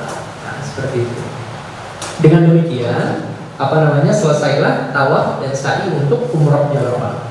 Bapak-bapak, ibu-ibu sudah selesai tawaf dan sa'i, ya. Nah, insyaallah selesai sa'i itu tahallul. Jangan buru-buru tahallul di tempat pintu keluar. Apalagi yang ibu-ibu, ya kan, nanti rambutnya bisa tersingkap dan lain sebagainya. Tahallul nggak apa-apa, nanti di hotel bisa, ya. Di kamar hotel bisa. Kalau bapak-bapak cari tukang cukur dulu mungkin, ya, biar lebih afdal. Karena kalau perempuan hanya untuk mencukur 1 ruas jari dari rambutnya sudah sah, laki-laki itu harus terlihat dicukur, Misalkan kayak saya ini sedikit panjang sedikit, harus terlihat kecukur. Jadi seperti misalkan jadi kayak bapak gitu ya, jadi kelihatan kecukur gitu kan. Nah, sisakan, bilang aja sisain buat nanti tahallul yang kedua, ya. Jadi harus kelihatan pendeknya gitu, nggak cukup hanya kemudian laki-laki mencukur seruas jari, harus kelihatan pendeknya. Maka ini ke tukang-tukang cukur, ya. Khamsa real biasanya, 5 real. 5 real kalau kali 4.000, 20.000, ya, 20.000 insya Allah. Nah, itu nanti sisakan untuk tahallul yang kedua. Dengan demikian kita sudah keluar dari kondisi ihram, keluar dari kondisi haram, ya. Tidak berlaku lagi larangan-larangan ihram kita. Ada pertanyaan nggak mengenai sa'i dan tahallul? Untuk sa'i dan tahallul umroh ini? Tahallul itu pemerintah nggak akan nyiapin tukang cukur gitu. Enggak. Karena di sana kan pemuda kan pasti rebutan gitu, seberapa banyak tukang cukur dari sana kan? Iya.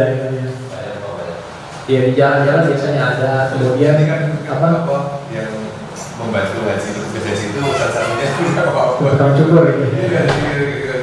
Iya. Karena memang sebagian asumsi keliru itu kalau laki-laki cukup 1 ruas jari, enggak cukup seperti itu. Laki-laki harus terlihat, ya. Itu memendekkan, gitu, ya. Walaupun mungkin pendekan 2 cm, 3 cm harus terlihat. Nah, kan itu perlunya tukang cukur. Nah, kalau misalkan 1 cm atau 2 cm bahkan ada ukuran yang menjadikan alat itu ya, alat bawah ya. Boleh. Kalau memang sebagian nggak paham, saling gantian gitu kan. Saling gantian, iya betul. Ya, walaupun acak-acakan dikit nggak apa-apa. Nantinya kan botak. Nantinya kan botak. Iya, sebenarnya yang penting kita- kelihatan gitu ya. Ya, ini cara sepakat lagi bahwa kita alatnya kan. Iya. Jadi nggak satu alat dan rusak repot kan berapa alat kan. Iya, bareng-bareng gitu ya. Iya, iya. Iya. Iya. Nah itu untuk tahallul. Nah, alhamdulillah selesailah Bapak menunaikan ibadah umroh, sudah sah insya Allah pahala umrohnya. Kemudian selesai tahallul, ya boleh menanggalkan pakaian ihram dan tidak berlaku larangan-larangan ihram. Kemudian memanfaatkan waktu untuk banyak beribadah menjelang hari tarwiyah yaitu 8 Zulhijjah. Termasuk juga menjaga adab selama di Makkah, selama di Masjidil Haram dan di Madinah, kotanya Rasulullah Shallallahu Alaihi Wasallam. Nah, boleh diteruskan Pak. Slide berikutnya. Nah, masuklah kita rangkaian ibadah haji. Tanggal 8 Zulhijjah atau hari tarwiyah kita kembali berihram. Kita pakai pakaian ihram dari hotel masing-masing. Dari hotel masing-masing. Gak usah lagi keluar ke mikot, gak usah ya. Jadi kalau penduduk Mekah itu ihramnya jadi rumahnya masing-masing. Ya. Begitu juga jemaah haji dari hotelnya masing-masing sudah berihram. Pakai pakaian ihram, sudah berlaku kembali larangan ihram, kita ucapkan labbaik Allahumma hajjan atau hajjatan boleh, atau Allahumma labbaik hajjan itu sama ya. Di sini saya sebutkan labbaik Allahumma hajjan, aku penuhi panggilanmu untuk berhaji. Ya. Tanggal 8 itu ada batasan waktu kan? Misalkan harus jam segini sudah. Oh enggak. Bahkan sampai nanti tanggal Arafah dulu baru kita ihram juga boleh. Ya, yang penting ikut wukuf di Arafah, patokannya kalau ihram itu. Tapi yang Nabi SAW kerjakan hari tarwiyah sudah mulai ihram kembali. Ya, para sahabat seperti itu. Hari tarwiyah sudah mulai ihram kembali tanggal 8 Zulhijjah. Nah, sunnahnya sebenarnya kita mabit di Mina. Kita mabit di Mina, ya. Jadi menghabiskan malam 8 Zulhijjah di Mina. Tapi ini hukumnya sunnah, tidak wajib. Kemungkinan besar kalau ikut maktab pemerintah tidak mabit di Mina. Tidak mabit di Mina, ya. Karena kondisi dan lain sebagainya tidak mabit di Mina. Ya. Kemungkinan nanti langsung menuju Arafah. Dan ini tidak mengapa, tidak terkena dam, tidak terkena denda, karena itu hukumnya sunnah saja. Biasanya yang haji plus yang VIP itu, nah itu bisa mabit di Mina dulu, baru nanti ada bus khusus angkat mereka ke Arafah. Karena mungkin nggak terlalu banyak Pak ya. Kalau itu kan mungkin ratusan ribu jemaah haji dari Indonesia yang dihandle oleh maktab Indonesia. Kemudian kita laksanakan sholat pada waktunya di Arafah, mungkin tidak nunggu Pak. Nah itu kan belum boleh wukuf. Wukuf di Arafah itu mulainya zuhur 9 Zulhijjah.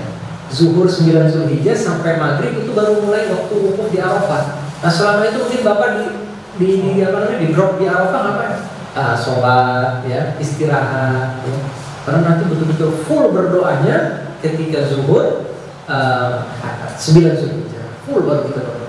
Maka selama kita di situ sudah ada tenda Pak ya. Kalau di Arafah itu sudah ada tenda, sudah ada, ya sudah nyaman lah ya. Akomodasinya juga sudah ada toilet, kalaupun antri paling 2 orang, 3 orang masuk gitu ya. Nah, seperti itu.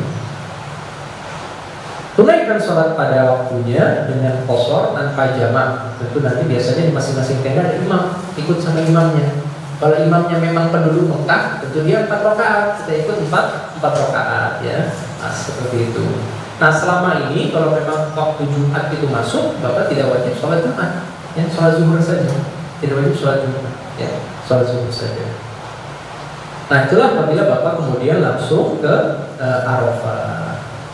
Masuklah kita ke hari Arafah tanggal 9 Zulhijjah.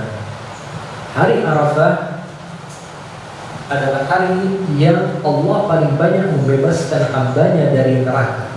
Maka mintalah kita pembebasan dari neraka kepada Allah pada hari tersebut.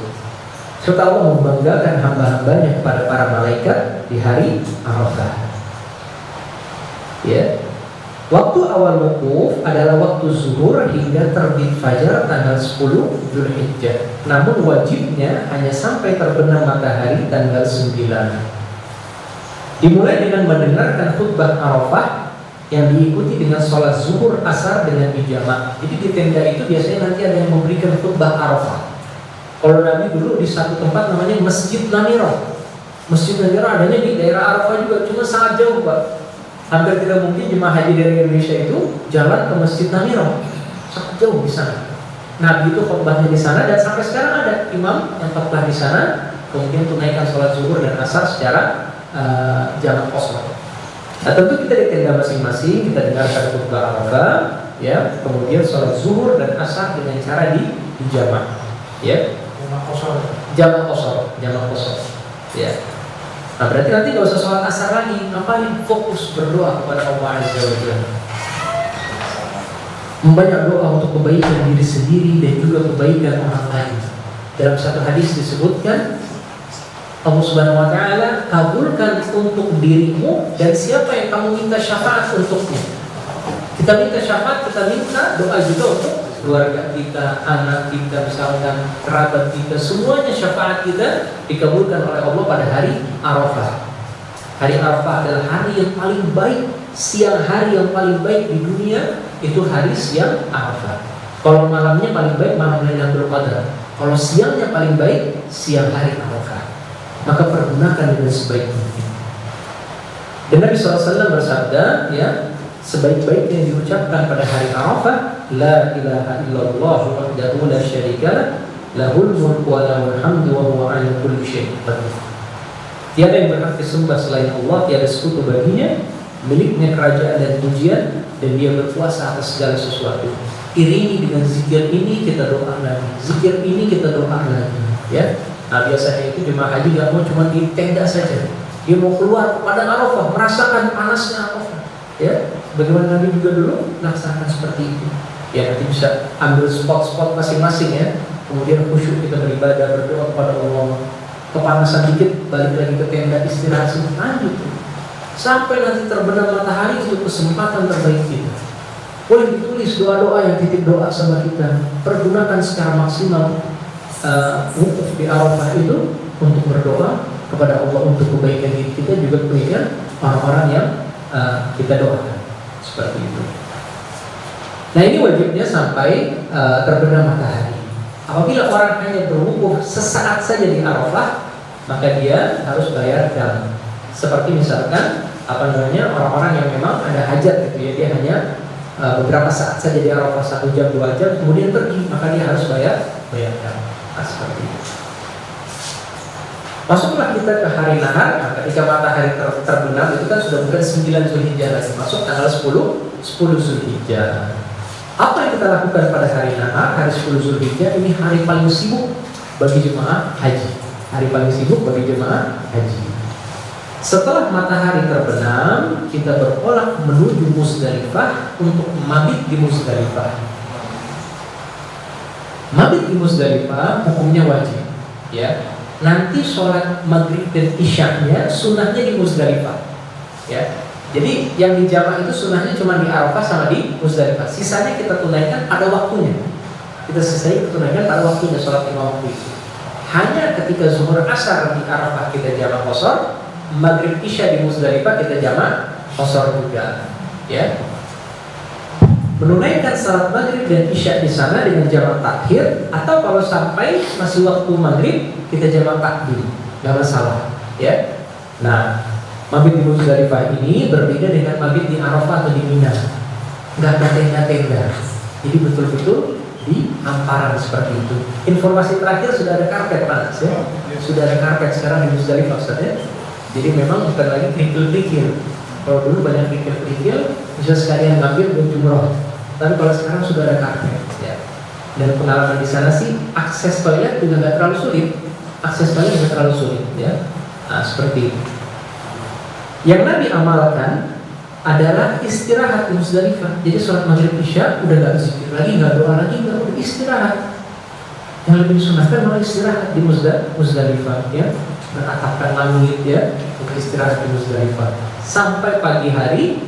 Sholat subuh di Muzdalifah, baru bertolak menuju Mina, ya, sebelum matahari terbit. Tentu ini idealnya. Idealnya. Sebagian rombongan, Pak, cari tempat mabit Muzdalifah nggak dapat. Keliling-keliling naik bis. Akhirnya mabitnya di dalam bis. Mabitnya dalam bis itu juga hanya memungkinkan sampai kapan? Sampai tengah malam lewat sedikit. Nah itu nggak apa-apa, itu sudah mabit. Kan mabit menghabiskan sebagian besar malam. Tengah malam lewat sedikit sebenarnya sudah sah, ya. Kemudian berangkat misalkan menuju Mina karena penumpukan jemaah haji dan lain sebagainya. Ya, sebagian dapat tempat mabit misalkan, tapi barangkali jauh dari toilet, ya. Nah itu nanti kembali kepada apa namanya kondisi di sana, kembali kepada kondisi di sana. Silakan. Di Musdalifah itu memang tempatnya tidak terlalu luas ya, karena sering banyak dengar mereka nggak dapat tempat gitu, hanya di dalam bus saja dan melewatkan malam sedikit udah mereka pergi lagi. Gitu. Betul. Jadi Musdalifah memang mungkin bukan tempatnya sempit, akan tetapi karena penumpukan jemaah haji yang sekian banyak dan masing-masing datang dengan bis. Masing-masing datang dengan bis, bisnya harus cari tempat parkir, plus kemudian menurunkan jemaahnya di mana, nanti jemputannya di mana. Nah, kendala-kendala seperti inilah yang menjadikan mabit di Musdalifah itu terkadang hanya sampai tengah malam lewat sedikit berangkat. Ya. Nah, di sini saya sebutkan Nabi mengizinkan orang tua, wanita, ya yang memang sulit untuk mabit sampai fajar, lewat tengah malam sedikit langsung balik ke Mina. Langsung balik ke Mina kan, nggak apa-apa, ya diperbolehkan. Nah sekali lagi kita jangan berdebat nanti di ibadah haji kita. Kalau tour travel kita mengatakan kita nggak mungkin mabit sampai fajar, tapi sebenarnya sampai fajar di mana enggak? Kita nanti berdebat, pahala kita berkurang. Udah ikutin dia sebagai pemimpin safar kita. Ayo kita balik ke Mina lewat tengah malam sedikit. Yang harus dipahami tengah malam itu bukan jam 12 Pak ya. Jadi malam itu kan dimulai dari matahari terbenam ya. Jam berapa tuh matahari terbenam? Bisa sebelum jam 6 kan ada matahari terbenam. Ya jadi jam 11 lewat 30 saja itu sudah tengah malam sebenarnya. Jadi misalkan berangkatnya jam 12 kurang ya sudah itu sudah tengah malam lewat ya. Nah, jadi itu nanti menyesuaikan sesuai kondisi. Nah biasanya sih yang sampai fajar yang umroh VIP, orang yang nggak terlalu banyak, busnya bisa nyelip-nyelip di mana ya. Kalau seandainya mungkin dari pemerintah, ya kita melihat kondisinya di sana. Memungkinkan mabit sampai tengah malam lewat, alhamdulillah istirahat di sana sampai tengah malam lewat, ya. Sholat maghrib isya di sana kalau memungkinkan, ya. Kalau memang misalkan dari pemimpin mengatakan ini kita nggak bisa kayaknya nih, bus sudah macet di Musdalifah, ya. Udah kita sholat maghrib isya di Arafah, ya. Sudah ikut sholat maghrib isya di Arafah, ya. Kita terlewat apa namanya sunnahnya sholat maghrib isya di Musdalifah, ya. Silakan. Kalau dari sisi angka nih, kalau luasnya Musdalifah lebih gede dari luasnya Arafah ya. Oh gitu, ada di situ ya. Arafah pindah ke Musdalifah harusnya secara ini cukup ya. Gitu. Iya. Mungkin ada yang lainnya ya. Kendala yang lain. Harusnya.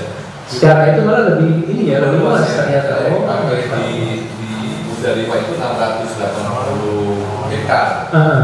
Sedangkan Arafah cuma 240 hektar. Oh iya, 3 kali lipat sebenarnya ya. Sediakan ya. Walau apa sebenarnya kendalanya kita datang. Waktu saya ke sana bahkan belum ada karpet, Pak, masih betul-betul kerikil ya. Saya kira begini dan mungkin yang datang duluan pakainya di pinggir-pinggir karena nggak mau jalan. Mungkin betul Pak. Jadi orang yang belakang sih kayak nggak dapat tempat. Kayak nggak dapat tempat, mungkin bisa jadi Pak seperti itu ya. Karena itu cepet-cepetan, ada juga yang dapat cuma di pinggir jalan, kena asap bis dan lain sebagainya. Iya. Jadi memang apa namanya menyesuaikan kondisi di sana. Ada yang dapat jauh dari toilet ya. Nah, banyaklah cobaannya nanti kalau bisa. Mungkin salah satunya itu juga tadi kan karena mungkin jauh ke toilet. Kosong gitu ya. Pilih di pinggir gitu kan. Betul. Ya semoga Allah mudahkan Bapak Ibu dapat mabit di Musdalifah ya sampai tengah malam lewat alhamdulillah, sampai fajar alhamdulillah ya, semoga Allah mudahkan. Intinya jangan berdebat. Fala jidala fil hajj.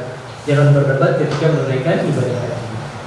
Ustaz, Silakan.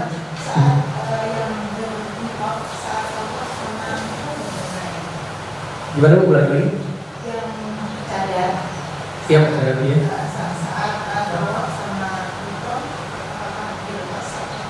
Iya, ibu masuk kondisi ihram maka tidak boleh bercadar, tidak boleh mengenakan kaos tangan. Jadi ketika tawaf dan sa'i tidak boleh mengenakan cadar dan kaos tangan. Kemudian ke tahallul, ibu boleh pakai lagi. Sudah cukur rambut itu boleh pakai lagi. Nanti tanggal 8 Zulhijjah ihram lagi baru ibu lepaskan lagi. ya, sampai nanti tanggal berikutnya nih. Selesai mabit di Muzdalifah, ya, bertolak dari Muzdalifah setelah sholat subuh sebelum terbit matahari menuju ke Mina. Tentu ini idealnya, ya, ini idealnya. Bagi yang meninggalkan mabit di Muzdalifah harus membayar dam. Artinya dia tinggalkan tanpa uzur itu harus bayar dam karena ini salah satu kewajiban haji. Ya. Masuklah kita ke melempar jumroh Aqabah. Slide berikutnya. Jadi tanggal 10 itu ada beberapa manasik yang kita lakukan. Yang pertama di Mina kita lempar jumroh Aqabah saja. Lempar jumroh Aqabah saja. Jadi jumroh itu ada 3 Pak. Ula, Wusqa, Aqabah. Saya mengatakan Sugro, Wusqa, Kubro. Kecil, sedang, besar. Nah, ketika hari Nahar, hari 10 Zulhijjah, kita hanya yang ketiga ini aja Pak. Hanya ketiga ini saja, 7 kali lempar, 7 kali batu kerikil. Setiap batu kerikil kita ucapkan Allahu Akbar, Allahu Akbar, Allahu Akbar, Allahu Akbar. 7 kali kita lempar. Nah, tetapi jarak antara tenda Mina dengan tempat jumroh itu kurang lebih, kalau saya nggak salah, 7 km. Ya, jadi itulah yang harus lewat terowongan Mina sampai ke jumroh itu untuk kita lempar 7 jumroh, balik lagi 7 km ke tenda bapak ibu di Mina. Kecuali kalau hajinya VIP itu dekat banget katanya, ya, nggak sampai 50 meter sudah sampai ke jumroh Ula, Wusqa, Aqabah. Nah, tanggal 10 bapak ibu dikembalikan ke Mina itu melempar jumroh Aqabah saja, jumroh yang ketiga saja. Ya. Lempar dengan 7 kali batu, patokannya bukan kena pilarnya Pak, tapi masuk ke semacam mangkok gitu Pak ya. Jadi kan ini pilar, kemudian ada mangkok seperti itu. Patokan itu masuk ke situ, itu sudah sah. Gak mesti kena pilarnya. Ya, jadi mendekat sedikit, kira-kira sudah sampai ini lemparan Bapak Ibu, Allahu Akbar, Allahu Akbar 7 kali. Walaupun tidak sampai ke pilarnya, tapi masuk ke situnya, sudah sah. Sudah sampai masuk ke istilahnya haud ya, semacam mangkok seperti ini. Nah, pada hari Nahar tanggal 10 Zulhijjah hanya jumroh Aqabah saja, hanya jumroh Aqabah saja sebanyak 7 kali kerikil. Itu ditunaikan setelah matahari terbit, karena setelah matahari terbit baru kembali ke Mina seperti itu ya. Kemudian manasik yang kedua pada tanggal 10 Zulhijjah menyembelih haji. Ini wajib bagi yang berhaji tamattu, dan yang tentu menyembelih ini sudah diwakilkan kepada yayasan, kepada pemerintah Saudi dan lain sebagainya. Manasik yang ketiga mencukur atau menggunting rambut, ya. Jadi sekali lagi kita melakukan tahallul. Nah, ini masuk kondisi tahallul awal. Kalau sudah melempar jumroh Aqabah dan mencukur rambut, seorang masuk tahallul awal, ya ini tidak berlaku lagi larangan ihram, boleh copot pakaian ihram. Ibu tadi yang menaikkan cadar boleh pakai lagi niqabnya. Yang penting sudah lempar, sudah cukur. Itu namanya tahallul awal. Kenapa ada tahallul awal, tahallul tsani? Karena tahallul awal belum dihalalkan hubungan suami istri, tidak boleh. Ya, itu saja yang tidak boleh dari larangan-larangan ihram. Ya, setelah masuk kondisi tahallul awal. Jadi ada 3 manasik, ya, bahkan 4 sebenarnya. Yang keempat tawaf ifadah, tawaf haji dan sa'i haji. Kan tadi baru tawaf umrah sama sa'i umrah. Tawaf haji, sa'i haji juga harus ditunaikan. Tapi biasanya kalau yang jemaah haji dari pemerintah nggak bisa langsung ke Mekah. Mekah ditutup, ya. Karena orang kan sholat Idul Adha paginya kan, Mekah ditutup, ya. Bapak Ibu nanti baru bisa tawaf ibadah, sa'i ibadah atau tawaf haji, sa'i haji barangkali tanggal 12, barangkali tanggal 13. Ya, nah, tapi selama itu sudah boleh lepas pakaian ihram. Larangan ihram semua sudah berlaku. Apa tetap mabit di Mina, baik ikut nafar awal atau nafar sani, tapi belum tunaikan tawaf dan sa'i haji. Nah, ya tinggal itu. Ya. Nah, nanti menyesuaikan kapan sih bisa masuk Mekahnya tawaf dan sa'i haji. Barangkali nafar awal tanggal 12 sudah boleh berangkat. Nah, ke sana tunaikan tawaf dan sa'i haji, baru kemudian tahallul tsani. Tapi nggak usah tahallul lagi, istilahnya aja Pak ya, tahallul tsani itu istilahnya aja. Nggak usah cukur lagi, kan udah cukur soalnya kan. Tawaf, 7 kali dengan sholat sunat tawaf, sa'i 7 kali, selesai dengan itu rangkaian ibadah haji Bapak. Masuk kondisi tahallul tsani. Istilahnya aja ya, tahallul itu masuk kondisi halal. Sudah boleh semua larangan ihram, termasuk juga berhubungan dengan suami istri. Nah, selama misalkan Bapak menghabiskan waktu mabit di Mina tanggal 11, tanggal 12, atau misalkan sampai tanggal 13, apa yang dilakukan? Maka di sini saya sebutkan melakukan tawaf ifadah boleh diakhirkan dari tanggal 10. Yang Nabi kerjakan memang tanggal 10, cuma seperti saya sebutkan sulit, ya.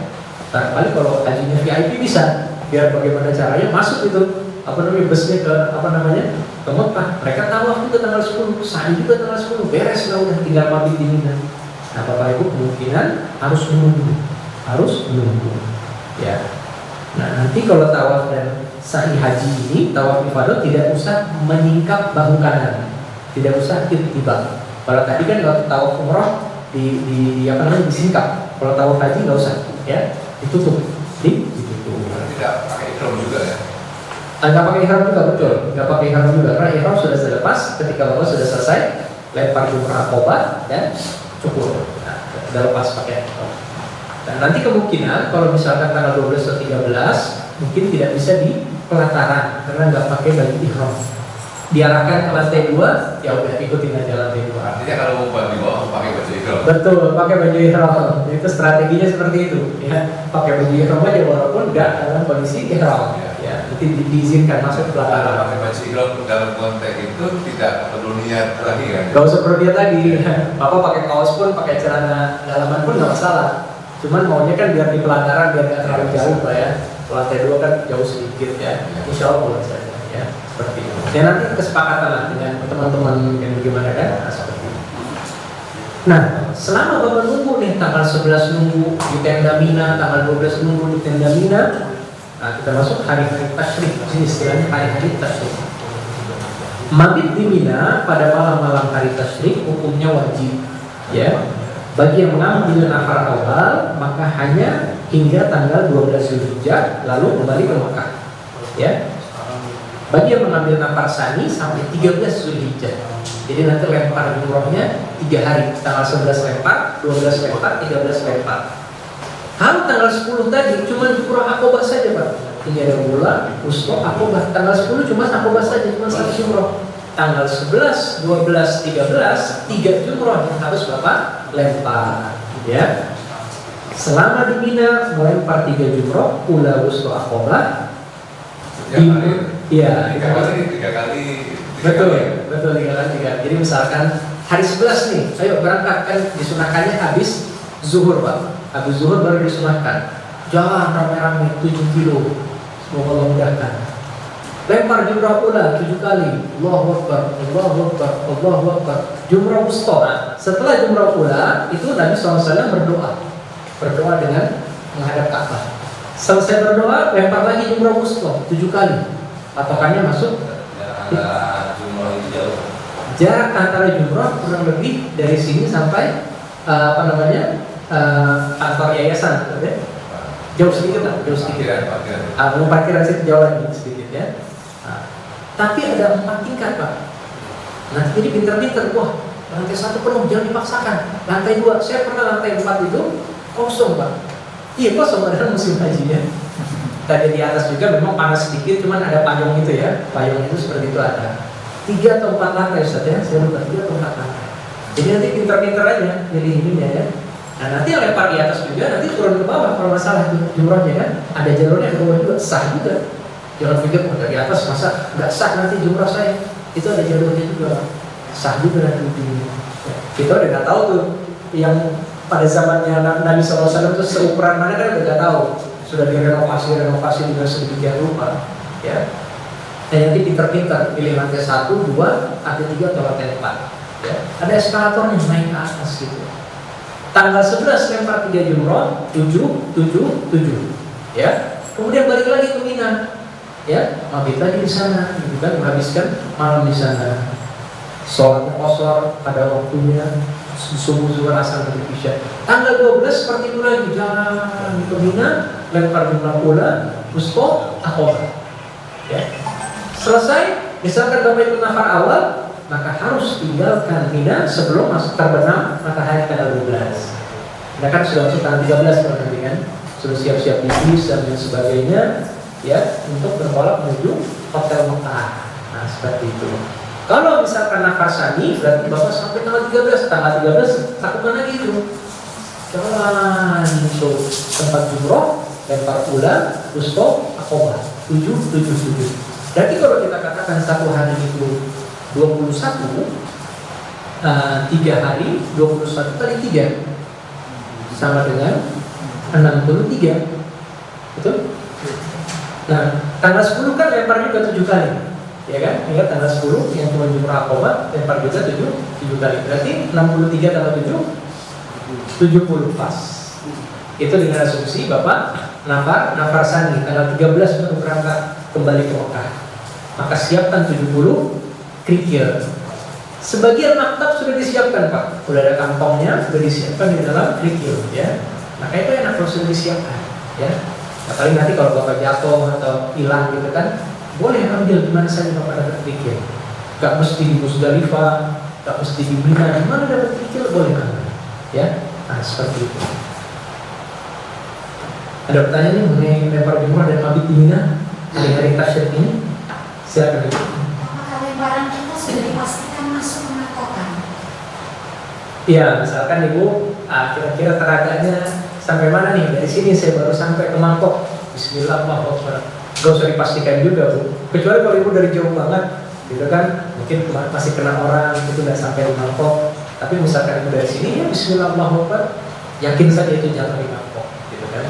Jadi apa namanya ya, dengan kepadatan orang-orang saat itu kan, tentu kita tahu tenaga kita masing-masing. Kira-kira dari jarak mana sih saya harus mendekat nih ke mangkok itu dan ke pilar itu gitu kan? Dari sini Bismillah, nyampe udah lempar aja seperti itu. Kan pasti nanti gua sama teman-teman, pegangan teman-teman. Nah, biasanya kalau perempuan itu dikasih jalan, jemaah haji mengerti gitu kan? Kalau perempuan gitu kan, kasih jalan. Kira-kira dari sini Ibu sampai syukur-syukur sampai pinggirnya, Ibu bisa langsung ke tiangnya kan? Tunjukkan seperti itu. Kalau enggak, kira-kira di mana? Kira-kira Ibu sampai, Bismillah lemparkan saja, ya. Tidak harus kena pilar, tapi yang penting ke mangkok. Betul. Kemudian pokoknya yakin aja. Yakin aja. Yakin aja, jadi nggak ada ya aku kurang yakin terus satu kali lagi itu nggak. Iya, jangan gitu. Itu namanya was-was malah nanti kan, was-was. Makanya syak, was-was kita jauhi. Kira-kira Ibu selemparan ini, insya Allah sampai, gitu kan? Bismillah, lempar gitu ya. Nah, nanti ada manasiknya langsung ada Pak ya? Nanti kan di apa? Di Rebana. Iya, nanti ada apa bangunan-bangunannya secara khusus bisa simulasi.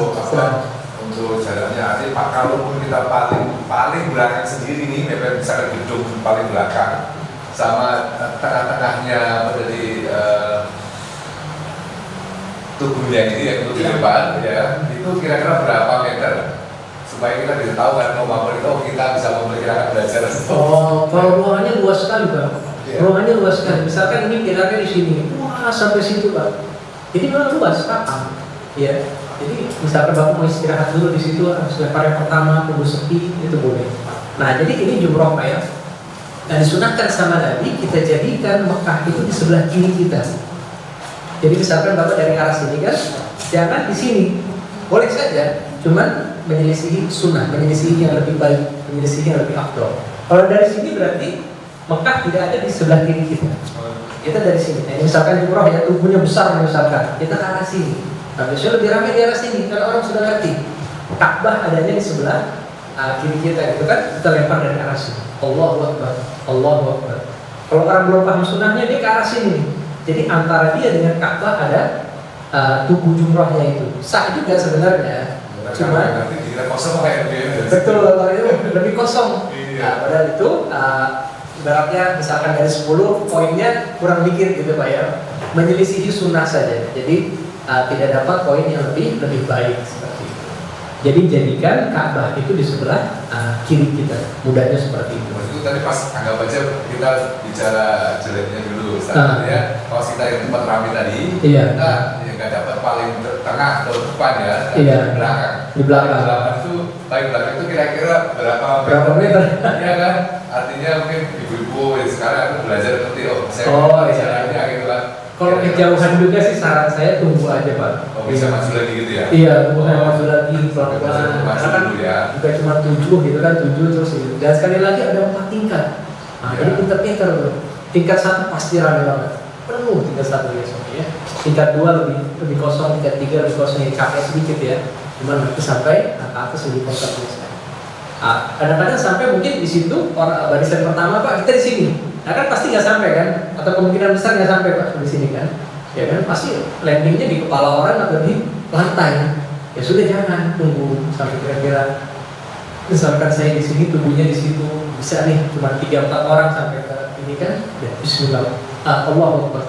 Allahu Akbar 7 kali seperti itu. Ya nanti menyesuaikan di sana kan dengan pemimpin safarnya juga dengan teman-teman bareng-bareng sama teman-teman lebih enak, lebih mantap lah gitu ya untuk lempar jumroh.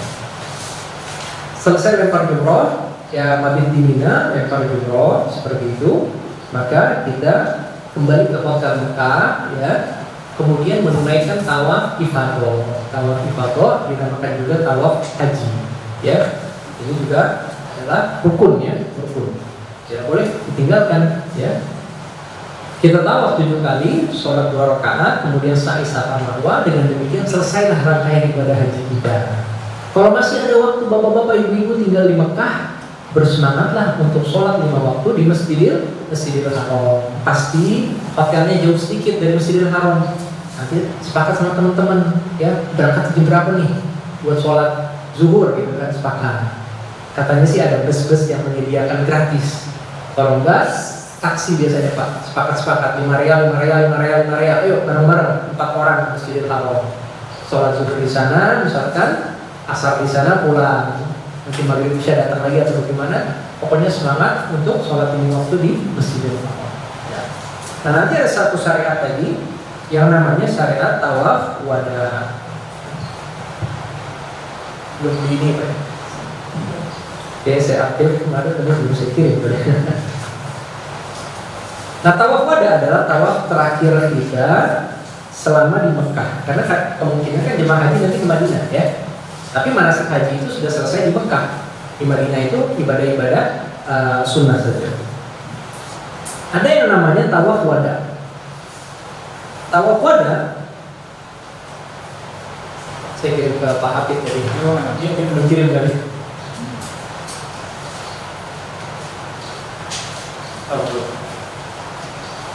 Jadi tawaf wada itu hukumnya wajib. Hukumnya wajib. Kalau tinggalkan terkena denda dam.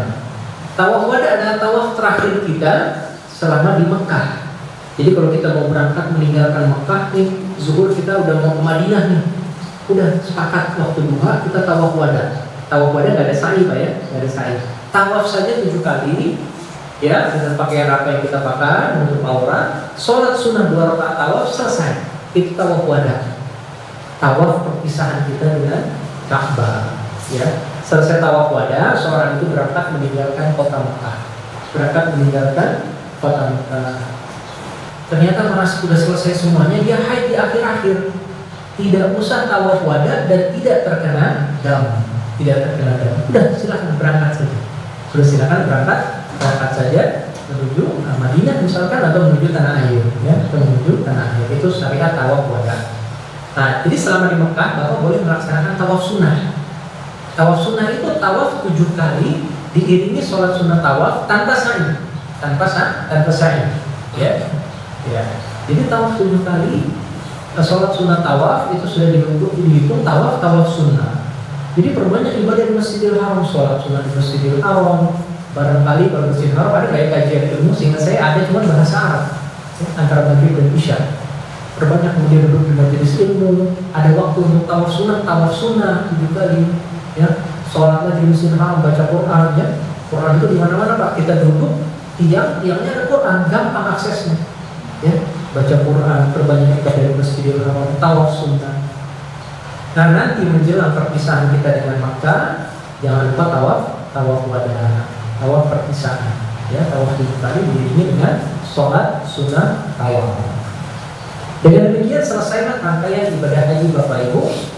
Pulanglah Bapak Ibu ke tanah air atau ke Madinah membawa pahala umroh plus haji. Semoga menjadi haji yang mabrur dan umroh yang diterima oleh Allah SWT. Ya. Silakan. Dia kewajiban haji. Kalau ditinggalkan tanpa uzur bayar dam. Tapi Nabi berikan keringanan untuk perempuan yang haid. Boleh ditinggalkan tanpa harus bayar dam. Ya, itu keringanan yang Nabi berikan kepada perempuan yang haid. Ya. Nah, kemarin kan ada beberapa pertanyaan mengenai haid ya. Di antaranya, gimana kalau belum tawaf ifadah ternyata dia haid? Kemarin Bapak pertanyaannya sampai selesai kan ya? Sampai jemaah udah mau ke Madinah nih, haidnya belum selesai, sedangkan dia belum tawaf ifadah. Silahkan dia mandi, seakan-akan bersuci, kemudian dia memakai penutup gitu ya. Udah tawaf aja sa'i aja. Tawaf aja sa'i aja udah berangkat ke Madinah atau ke tanah air sesuai dengan keberangkatan masing-masing. Nah, seperti itu. Nah, tentu ini semoga tidak terjadi. Karena biasanya sih ada jarak ya. Bukan dari Mina misalkan tanggal 12 ke Mekah 2 hari berangkat itu enggak. Biasanya sih ada beberapa hari sebelum keberangkatan ke Madinah. Ya. Nah, ini kita masuk ke kesalahan dan pertanyaan haji umroh. Yang pertama terkait dengan ihram. Sebagian jemaah haji tidak ihram di atas pesawat tatkala melewati miqat, tapi menunda ihramnya hingga di bandara Jeddah. Ini sekali lagi dia meninggalkan wajib haji. Wajib haji itu ihram di miqat. Kalau dilanggar terkena dam lagi dia. Terkena denda pelanggaran. Ya. Pelanggaran ini haruskan membayar dam karena berihram setelah miqat. Ya, ihram sendiri hukumnya rukun, tapi berihram di miqat hukumnya wajib. Ya, nah bedakan seperti itu. Kalau tidak ihram tentu tidak sah ya, karena ihram itu rukun. Tapi ihram di miqat hukumnya wajib. Kalau ditunda sampai di di bandara, dia terkena denda pelanggaran ihram. Nah, bagaimana bila lupa menyiapkan kain ihram di pesawat?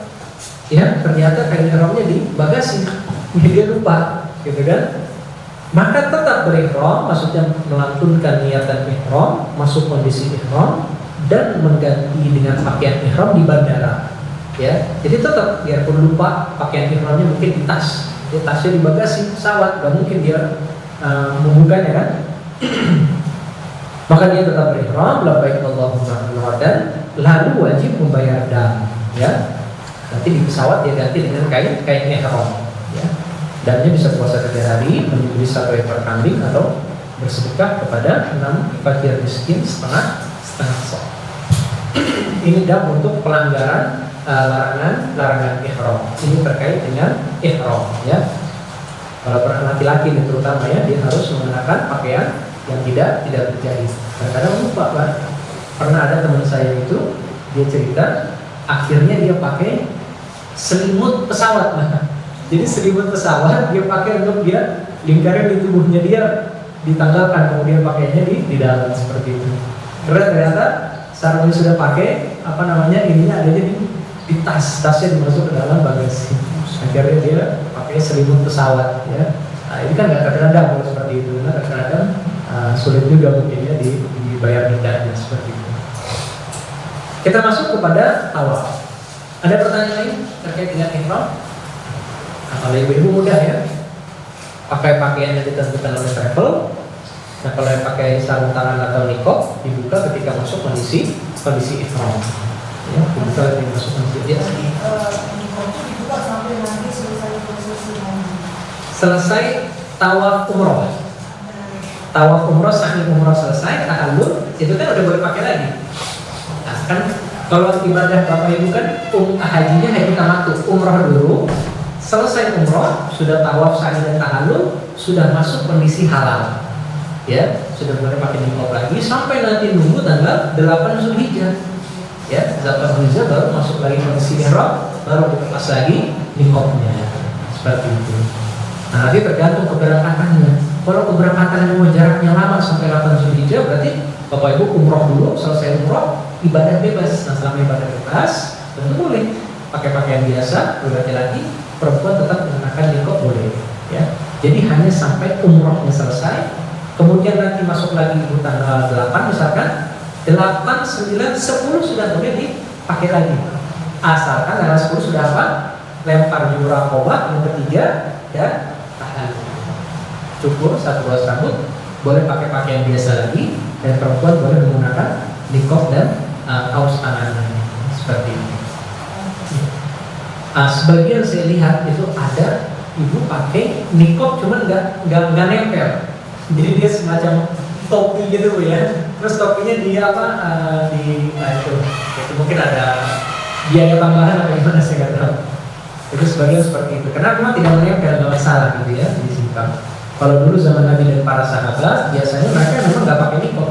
Cuman ketika ada laki-laki yang memang ajnabi gitu ya, barangkali laki-laki dari luar Indonesia, dia tutup seperti itu. Ya. Dia tutup dengan kain hijabnya itu nggak apa-apa. Ditutup dengan kain hijabnya seperti itu, sebentar tidak mengapa. Ya, itu seputar ihram. Itu seputar ihram. Ada lagi? Sekali lagi, kalau kain ihramnya kotor boleh diganti ya. Kain ihramnya kemudian kita mau beli lagi yang lain itu boleh juga ya, tidak masalah ya. Dan tidak ada keutamaan kain ihram. Bapak boleh bawa pulang ke tanah air, boleh ditinggalkan di hotel juga boleh. Katanya sih itu kalau ditinggalkan di hotel dicuci kemudian nanti oleh pemerintah Saudi bisa dipakai lagi untuk jemaah haji memang tidak punya kain ihram. Dibawa pulang juga boleh. Tapi tidak ada keutamaan ya. Tidak ada keutamaan kain yang pernah dipakai ihram. Silakan. Kalau yang tadi ikut haji itu tidak ada opsi atau pilihan orang melakukan haji dulu baru umroh, itu nggak ada ya? Haji dulu baru umroh, berarti hajinya ifrad, Pak. Oh ya, jadi dia hanya datang dengan menunaikan ibadah haji saja. Hajinya sudah selesai, nanti dia keluar ke mikot, Pak. Hajinya sudah selesai, dia mau umroh lagi. Dia keluar ke mikot, ya. Bisa, tapi dengan catatan jadi keluar ke mikot dulu, ya. Jadi batas keluar tanah haram biasanya di Tan'im ya, keluar ke Tan'im baru tunaikan lagi umroh seperti itu, ya. Nah, tapi kalau dulu zamannya sahabat udah haji saja, itu haji ifrad saja. Dianjurkan seperti itu karena biar orang bolak-balik nanti ke Mekah. Nah, tapi kalau sekarang kita kondisinya kan jauh dari Mekah, udah sekali safar, umrohnya dapat, hajinya dapat. Seperti itu. Kita masuk tawaf. Jika berhadas saat tawaf dan mudah untuk berwudu kembali, maka dianjurkan wudu. Tapi kalau tidak mudah, sulit, maka tetap sah untuk melanjutkan tawaf. Ya, tawaf ini tidak harus suci, tapi sangat dianjurkan untuk suci. Ya. Yang kedua, bila iqamah dikumandangkan, maka tawaf dihentikan untuk sholat berjamaah, kemudian dilanjutkan kembali setelahnya, tidak usah diulang. Misalkan udah 4 putaran, baik tawaf umroh, tawaf haji atau tawaf sunnah ya, tiba-tiba iqamah, Allahu Akbar, udah. Di mana Bapak berhenti di situ. Ikut sholat berjamaah dulu. Selesai sholat berjamaah, lanjutin, bilangannya lanjutin, ya, gak usah diulang lagi dari awal. Yang ketiga, jangan memaksakan sholat 2 rakaat tawaf pas di belakang maqam Ibrahim karena mengganggu arus tawaf, ya, mengganggu arus tawaf. Di belakang sedikit atau dimanapun dari Masjidil Haram memungkinkan untuk sholat tawaf, sunat tawaf, silakan sholat sunat tawaf di sana. Nah, yang ketiga, kesalahannya tidak perlu berisyarat pada rukun yamani. Hanya kalau mudah disunahkan menyentuh atau mengusapnya. Jadi lewat rukun yamani ini tidak usah dari jauh kita berisyarat, cukup kita sentuh kalau memang mudah. Ya, kalau tidak ya sudah lewat saja. Ya, itu rukun yamani. Tidak usah berisyarat. Kalau mudah boleh diusap. Ya. Itu seputar tawaf. Kita masuk sa'i. Beberapa kesalahan ketika sa'i, perempuan turut berlari kecil saat melewati penanda lampu hijau. Jadi penanda lampu hijau itu yang disunahkan lari-lari adalah laki-laki, lari-lari kecil sampai selesai penanda lampu hijau tersebut ya. Dikatakan dulu itu sebenarnya area itu adalah area semacam rawa-rawa gitu Pak. Jadi banyak air-air genangan. Makanya disunahkan dulu ibunda kita Siti Hajar itu berlari-lari kecil di daerah itu. Karena memang banyak air-air itu ya, lebih cepat dilewati dengan berlari. Nah sekarang tinggal sunnahnya saja dipraktekkan oleh kaum muslim. Kemudian termasuk kesalahan terus-menerus membaca zikir Inna Shafa wal Marwada min sya'airillah. Ini dibaca sekali saja ketika menuju tempat tawaf. Inna Shafa wal Marwada min sya'airillah abda'u bima pada Allahu bih. Udah sekali saja dibaca. Mudah. Jadi selama sa'i bacanya apa? Bebas. Baca zikir, asal jangan baca Pancasila. Ini terlalu bersemangat ya, apa pembimbing haji umrohnya ya. Iya. Udah baca aja zikir kita mampu ya. Gak usah berlebihan seperti itu. Mau viral biasanya kalau itu ya. Nah, kemudian kesalahan berikutnya memaksakan untuk berdiri dan berzikir menghadap Ka'bah sehingga menghalangi arus sa'i. Jadi saya sampaikan tadi kan kita masuk ke sa'i itu oleh Nabi SAW kerjakan apa? Nabi berdiri menghadap Ka'bah berlawanan dengan arus Pak. Kemudian Nabi bertakbir 3 kali, Allahu Akbar, Allahu Akbar, Allahu Akbar. Baca zikir La ilaha illallah wahdahu la syarika lah, lahul mulku wa lahul hamdu wa huwa ala kulli syai'in qadir. La ilaha illallah wahdahu anjaza wahdahu wa nasara abdahu wa hazama ahzaba wahdahu. Kemudian doa panjang. Nah ini sulit kita kerjakan. Biasanya kalau umrah mungkin lebih lenggang bisa kita kerjakan seperti itu sebelum nanti diusir sama askarnya. Ya haji, atorik itu artinya jalanan. Jangan ganggu jalanan. Maka terus saja ikutin arusnya sambil baca semua ini bapak. La ilaha illallah sampai nanti ke Marwah seperti itu juga. Jangan memaksakan harus berdiri seperti ini sehingga kemudian menghalangi arus sa'i. Kalau berdoanya sambil jalan mundur, berarti terjatuh gitu. Bapak, bagi bapak ibu yang tidak mampu untuk berjalan, semoga semuanya mampu berjalan. Biasanya tuh menjelang ke tempat sa'i itu ada yang menyewakan kursi roda. Nanti jalur sa'inya juga berbeda. Itu dikasih masuk ke jalur sa'i yang khusus untuk kursi roda. Itu lebih mudah biasanya.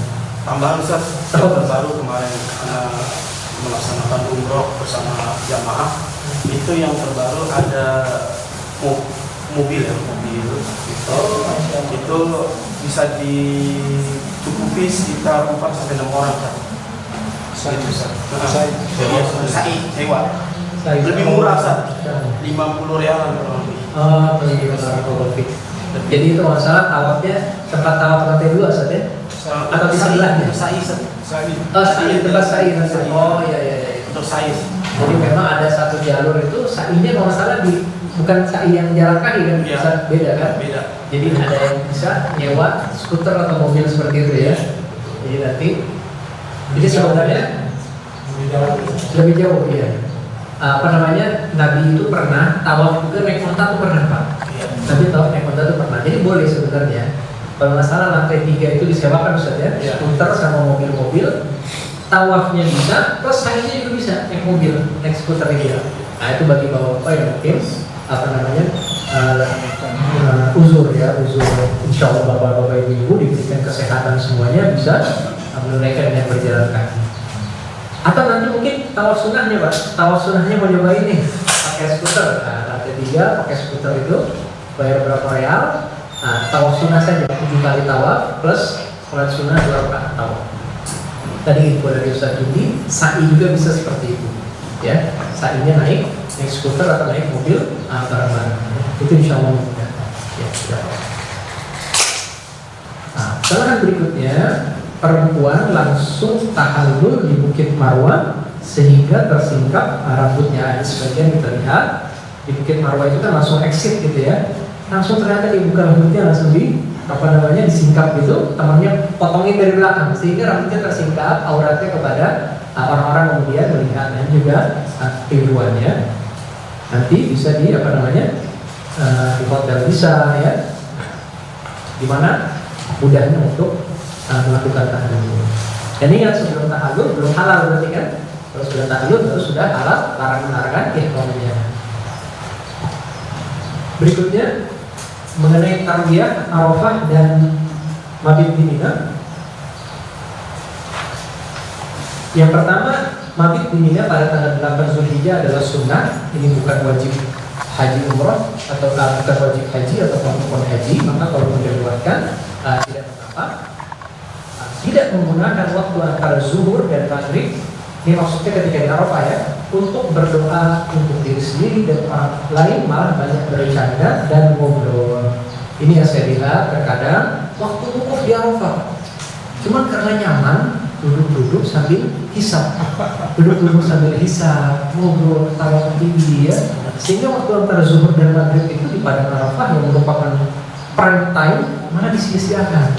Ya. Siapa yang tahu kita bisa balik lagi ke sana? Ya. Jadi kadang-kadang ini tenda-tenda wukuf di Arafah itu jadi berkabut gitu ya. Karena memang kebiasaan-kebiasaan buruk yang dibawa dari tanah air ke sana ya. Maka pergunakanlah semaksimal mungkin untuk berdoa diri sendiri dan orang-orang. Kesalahan berikutnya, tidak harus mengumpulkan kerikil jumrah di Muzdalifah, tapi boleh saja. Kalau sekarang tadi info terbaru Muzdalifah sudah ada karpet semua, maka tentu sulit. Kalau begitu banyak kerikil-kerikil bisa dikumpulkan. Nabi sendiri mengumpulkan kerikil ketika berjalan menuju Mina. Ya, jadi boleh di Mina, boleh di Muzdalifah, atau kalau sudah disiapkan, alhamdulillah. Intinya tidak ada persyaratan kerikilnya mesti harus dari mana ya. Dan kerikil semuanya tahu ya, paham. Ketika Nabi sebutkan kerikil al-hasad, paham kerikil kan ya. Jadi kita kalau sahabat tanyakan besarnya segimana, kecilnya segimana, itu berlebihan. Kerikil kita paham kerikil, ya kan? Itu bahasa Indonesia juga, bahasa Arab juga, udah ambil kerikil lempar, ya, sah insyaallah. Yang terakhir, siapa yang tidak mabit di Muzdalifah tanpa uzur, wajib membayar dam karena meninggalkan salah satu kewajiban haji. Sekali lagi, kalau tidak ada uzur, kalau ada uzur, busnya ngantri, nggak sampai di Muzdalifah, itu namanya uzur Pak. Maka Bapak tinggalkan mabit di Muzdalifah karena uzur, itu tidak terkena dam. Paham ya? Jadi ada yang meninggalkan bukan karena uzur. Malas mabit di Muzdalifah, rame, capek nanti nungguinnya. Paling kita mabitnya di bis, itu namanya nggak ada uzur tuh Pak. Tapi kalau Bapak udah berusaha muter-muter meski biar bagaimana antrian luar biasa, seperti mungkin tadi yang Bapak bilang ya, orang di pinggir-pinggir ternyata tengahnya kosong mungkin. Sampai akhirnya nggak dapat lewat tengah malam, itu namanya Bapak tinggalkan karena uzur, tidak terkena dam, ya. Nah, seperti itu mabit di Muzdalifah. Ada pertanyaan mengenai hari Tarwiyah Arafah dan Muzdalifah? Ya, sekali lagi nanti. Mungkin sekarang kita sudah hafal, kita sudah mantap, di sana lupa ilmunya Pak. Nah, rujuk kepada pemimpin kita ya, pemimpin safar kita, pemimpin tour travel kita. Kita masuk ke jumrah, mabit di Mina, dan tawaf ifadah. Patokan jumrah adalah kerikil masuk ke dalam haud. Haud adalah semacam sumur yang mengitari tiang. Tadi yang Ibu tanyakan ya. Yang penting masuk ke haud itu tidak harus kena kilangan. Asalnya waktu melempar jumrah tidak dibatasi Nabi Sallallahu Alaihi Wasallam. Tapi kalau ada uzur boleh sampai fajar hari berikutnya. Namun jumhur ulama mengatakan tidak sah sebelum zuhur. Ini tanggal 11 ya. Kalau tanggal 10 itu yang hanya jumrah Aqabah itu boleh dilempar dari mulai matahari terbit. Sudah boleh. Jalan kita dari tenda Mina ke jumrah Aqabah membuat 7 jumrah saja. Hari ke-11-nya itu mulanya dari waktu zuhur. Ya, barangkali terlalu panas. Kita sama teman-teman bilang terlalu panas, nanti aja habis asar. Itu boleh. Ya, sampai fajar berikutnya juga boleh. Sebenarnya seperti itu. Ya. Tapi nanti sepakat sama teman-teman aja, ya. Apakah langsung nih biar cepat selesai lah zuhur langsung kita berangkat ke sini, lempar 7 di sini, ulang, wusta, Aqabah, ya. Tapi kalau memang terlalu panas dan lain sebagainya, maka boleh sampai fajar hari berikutnya. Fajar hari tanggal 12 ya. Itu kalau apes-apesnya gitu ya. Nah, seperti itu. Itu mengenai jumroh tanggal 11 dan 12 atau 11, 12, 13. Poin ketiga, bagi yang belum tahallul awal, yaitu melempar dan cukur pada tanggal 10 ya, lalu ingin tawaf ifadah lebih dahulu, maka tetap mengenakan pakaian ihram. Ya, ini bagi orang yang memungkinkan tawaf ifadah, saya tulis ini ya. Tanggal 10 misalkan dia bisa langsung ke Mekah, dia bisa tawaf ifadah, maka tetap tawaf ifadahnya pakai pakaian ihram ya. Tapi kita tidak, insyaallah yang ketiga ini ya. Tawaf ifadah tidak dibatasi waktu. Tawaf haji, sa'i haji tidak dibatasi waktu. Kapan memungkinkan dikerjakan sesuai kemudahan kita. Ternyata kita harus mabit sampai tanggal 13. Tanggal 13-nya sampai Mekah capek, tidur Pak sampai tanggal 14, nggak apa-apa. Kapan bisa kita naikkan tawaf ifadah? Tunaikan tawaf ifadah, yaitu tawaf dan sa'i haji. Tapi ingat, masih berlaku larangan berhubungan suami istri karena belum tahallul tsani. Itu istilah-istilah aja Pak ya, tahallul awal, tahallul tsani. Yang kelima ya, boleh menggabungkan lemparan jumroh selama 2 hari dalam 1 hari bila ada uzur mendesak. Ini Nabi beri keringanan untuk sebagian orang-orang yang memang menjaga onta. Dia harus jagain onta-ontanya dia, tidak bisa peternak gitu ya, tidak bisa kemudian mabit di Mina kemudian lempar 1 hari 2 hari itu boleh dikumpulkan. Bapak Ibu apabila sakit misalkan di situ, tanggal 11 sakit, tanggal 12 insya Allah ada tenaga lagi, itu 2 hari digabungkan boleh dalam satu hari. Caranya gimana? 7